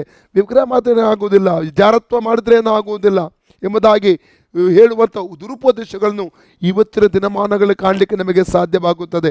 ಓಕೆ, ನಾವು 2 ಪೀಟರ್ಗೆ ತಿರುಗಿ ಬನ್ನಿ. ಈ ಬಿಳಾಮನು ಆ, ಅಧರ್ಮದಿಂದ ದೊರಕುವ ದ್ರವ್ಯವನ್ನು ಪ್ರೀತಿಸಿದನು, ಆ, ಆದರೆ ಅವನ ಅಕ್ರಮಕ್ಕೆ ಖಂಡನೆಯಾಯಿತು. ಹ್ಮ್. ಮೂಕ ಪಶುವು ಮನುಷ್ಯ ಸ್ವರದಿಂದ ಮಾತಾಡಿ ಆ ಪ್ರವಾದಿಯ ಹುಚ್ಚುತನಕ್ಕೆ ಅಡ್ಡಿ ಮಾಡಿತು. ಇವರು ನೀರಿಲ್ಲದ ಬಾವಿಗಳು, ಬಿರುಗಾಳಿಯಿಂದ ಬಡಿಸಿಕೊಂಡು ಹಾರಿ ಹೋಗುವ ಮಂಜು ಆಗಿದ್ದಾರೆ. ಇಂಥವರ ಪಾಲಿಗೆ ಕಾರ್ಗತ್ತಲೆ ಇಟ್ಟಿರುವುದು. ತಪ್ಪಾದ ಮಾರ್ಗದಲ್ಲಿ ನಡೆಯುವವರ ಸಹವಾಸದಿಂದ ಹೊಸದಾಗಿ ತಪ್ಪಿಸಿಕೊಂಡವರ ಸಂಗಡ ಇವರು ಹುರುಳಿಲ್ಲದ ದೊಡ್ಡ ದೊಡ್ಡ ಮಾತುಗಳನ್ನಾಡಿ ಬಂಡು ಬಂಡಾದ ದುರಾಶೆಗಳನ್ನು ಹುಟ್ಟಿಸಿ ಅವರನ್ನು ಮರಳುಗೊಳಿಸುತ್ತಾರೆ. ಸ್ವಾತಂತ್ರ್ಯ ಕೊಡುತ್ತೇವೆಂದು ಅವರಿಗೆ ವಾಗ್ದಾನ ಮಾಡುತ್ತಾರೆ, ಆದರೆ ತಾವೇ ಕೆಟ್ಟತನದ ದಾಸತ್ವದೊಳಗಿದ್ದಾರೆ. ತಾವೇ ಕೆಟ್ಟತನ ದಾಸದಲ್ಲಿ ಇದ್ದು ಇನ್ನೊಬ್ಬರಿಗೆ ಸ್ವತಂತ್ರದ ಒಂದು ವಾಗ್ದಾನ ಮಾಡ್ತಾರೆ. ಓಕೆ, ಮುಂದೆ ಓದಿ. ಒಬ್ಬನು ಯಾವುದಕ್ಕೆ ಸೋತು ಹೋಗಿರುವನೋ ಅದರ ದಾಸತ್ವದೊಳಗಿರುವನಷ್ಟೇ. ಕರ್ತನೂ ರಕ್ಷಕನೂ ಆಗಿರುವ ಯೇಸು ಕ್ರಿಸ್ತನ ವಿಷಯವಾದ ಜ್ಞಾನ ಹೊಂದಿದ ಲೋಕದ ಮಲಿನತ್ವಗಳಿಗೆ ತಪ್ಪಿಸಿಕೊಂಡವರು ತಿರುಗಿ ಅವುಗಳಲ್ಲಿ ಸಿಕ್ಕಿಕೊಂಡು ಸೋತು ಹೋದರೆ ಅವರ ಅಂತ್ಯಸ್ಥಿತಿಯು ಮೊದಲಿಗಿಂತ ಕೆಟ್ಟದಾಗಿದೆ. ಅವರು ನೀತಿ ಮಾರ್ಗವನ್ನು ತಿಳಿದು ತಮಗೆ ಕೊಡಲ್ಪಟ್ಟ ಪರಿಶುದ್ಧ ಆಜ್ಞೆಯಿಂದ ತೊಲಗಿ ಹೋಗುವುದಕ್ಕಿಂತ ಆ ಮಾರ್ಗವನ್ನು ತಿಳಿಯದಿದ್ದರೆ ಮೇಲಾಗಿತ್ತು. ನಾಯಿ ತಾನು ಕಕ್ಕಿದ್ದನ್ನು ನೆಕ್ಕುವುದಕ್ಕೆ ತಿರುಗಿಕೊಂಡಿತು ಮತ್ತು ತೊಳೆದ ಹಂದಿ ಕೆಸರಿನಲ್ಲಿ ಹೊರಳುವುದಕ್ಕೆ ಹೋಯಿತು ಎಂಬ ನಿಜವಾದ ಗಾದೆಗೆ ಸರಿಯಾಗಿ ನಡೆದಿದ್ದಾರೆ. ಯಾರ ಕುರಿತು ಮಾತಾಡ್ತಾ ಇದೆ ವಾಕ್ಯ? ದುರ್ಬೋಧಕರ ಕುರಿತಾಗಿ, ಸುಳ್ಳು ಬೋಧಕರ ಕುರಿತಾಗಿ ಮಾತಾಡ್ತಾ ಇದೆ. ಅಂದರೆ ನಾಯಿ ಕಕ್ಕಿದ ನೆಕ್ಕಿದ ಹಾಗೆ, ಹಂದಿ ಕೆಸರಿನಲ್ಲಿ ಬಿದ್ದ ಕೆಸರಿ ಪುನಃ ಬಿದ್ದ ಹಾಗೆ ಇವರು ಬಿಟ್ಟಂಥ ಪಾಪದಲ್ಲಿ ತಿರುಗಿ ಬೀಳ್ತಾರೆ. ಯಾವ ರಕ್ಷಣೆ ಹೊಂದಿದ ಸಮಯದಲ್ಲಿ ಮಾನಸಾಂತರಪಟ್ಟು ಆ ಪಾಪವನ್ನು ಬಿಟ್ಟು ಬಿಟ್ಟಿದ್ದರು, ಅದೇ ಪಾಪವನ್ನು ಪುನಃ ಅಪ್ಪಿಕೊಳ್ತಾರೆ. ಅದಕ್ಕೆ ಹಂದಿ ಹೇಗೆ ಪುನಃ ಕೆಸರಲ್ಲಿ ಬೀಳ್ತದೋ, ನಾಯಿ ಕಕ್ಕಿದ ಪುನಃ ತಿಂತದೋ, ಅದೇ ರೀತಿಯ ಗಾದೆಗೆ ಇವರನ್ನು ಹೋಲಿಸಿ ಈ ವಾರ್ತೆಯಲ್ಲಿ ಹೇಳಲ್ಪಡ್ತಾ ಇದೆ ಪ್ರಿಯರೇ. ಆದ ಕಾರಣ ಇನ್ನೊಂದು ಗುರುತು ಹೇಳಿ ನಾನು ಇವತ್ತು ಗುರುತುಗಳು ಮುಗಿಸಿಬಿಡ್ತೇನೆ. Daniel 12:4 words. ನಾನಿಲ್ಲಿ 12:4 ವಾಕ್ಯ ಓದಿಕೊಳ್ಳುವ. ಅಲ್ಲಿ 2 ವಿಷಯ ಉಂಟು. ಒಂದು, ತಿಳುವಳಿಕೆ ಹೆಚ್ಚುತ್ತದೆ ಕೊನೆಯ ದಿವಸಗಳಲ್ಲಿ, ಮತ್ತು ಜನರು ಅತ್ತಿತ್ತ ತಿರುಗಾಡ್ತಾರೆ, ಟ್ರಾವೆಲಿಂಗ್ ಜಾಸ್ತಿ ಆಗ್ತದೆ ಅಂತ. ಓದಿ. ದಾನಿಯೇಲನೇ, ನೀನು ಈ ಮಾತುಗಳನ್ನು ಮುಚ್ಚಿಡು, ಅವುಗಳನ್ನು ಬರೆಯುವ ಗ್ರಂಥಕ್ಕೆ ಮುದ್ರೆ ಹಾಕು. ಅಂತ್ಯಕಾಲದವರೆಗೆ ಮರೆಯಾಗಿರಲಿ. ಬಹು ಜನರು ಅತ್ತಿತ್ತ ತಿರುಗುವರು, ತಿಳುವಳಿಕೆಯು ಹೆಚ್ಚುವುದು. ಬಹು ಜನರು ಅತ್ತಿತ್ತ ತಿರುಗುವರು ಅಂದರೆ ಟ್ರಾವೆಲಿಂಗ್ ಜಾಸ್ತಿ ಆಗ್ತದೆ. ಇವತ್ತು ಒಂದು ದೇಶಕ್ಕೆ ಬ್ರೇಕ್ಫಾಸ್ಟ್ ಆದರೆ ಇನ್ನೊಂದು ದೇಶದಲ್ಲಿ ಮತ್ತೆ ಲಂಚ್ ಮಾಡ್ತಾರೆ. ಸಾಯಂಕಾಲದ ಕಾಫಿ ಇನ್ನೊಂದು ದೇಶದಲ್ಲಿ, ರಾತ್ರಿಯ ಊಟ ಡಿನ್ನರ್ ಇನ್ನೊಂದು ದೇಶದಲ್ಲಿ ಮಾಡುವವರು ತುಂಬ ಜನ ಇದ್ದಾರೆ ಪ್ರಿಯರೇ. ಅಲ್ಲಲ್ವಿಯ ಕಳೆದ ದಿವಸದಲ್ಲಿ ನನಗೂ ಕೂಡ ಅಂಥ ಅವಕಾಶ ಸಿಕ್ಕಿದೆ.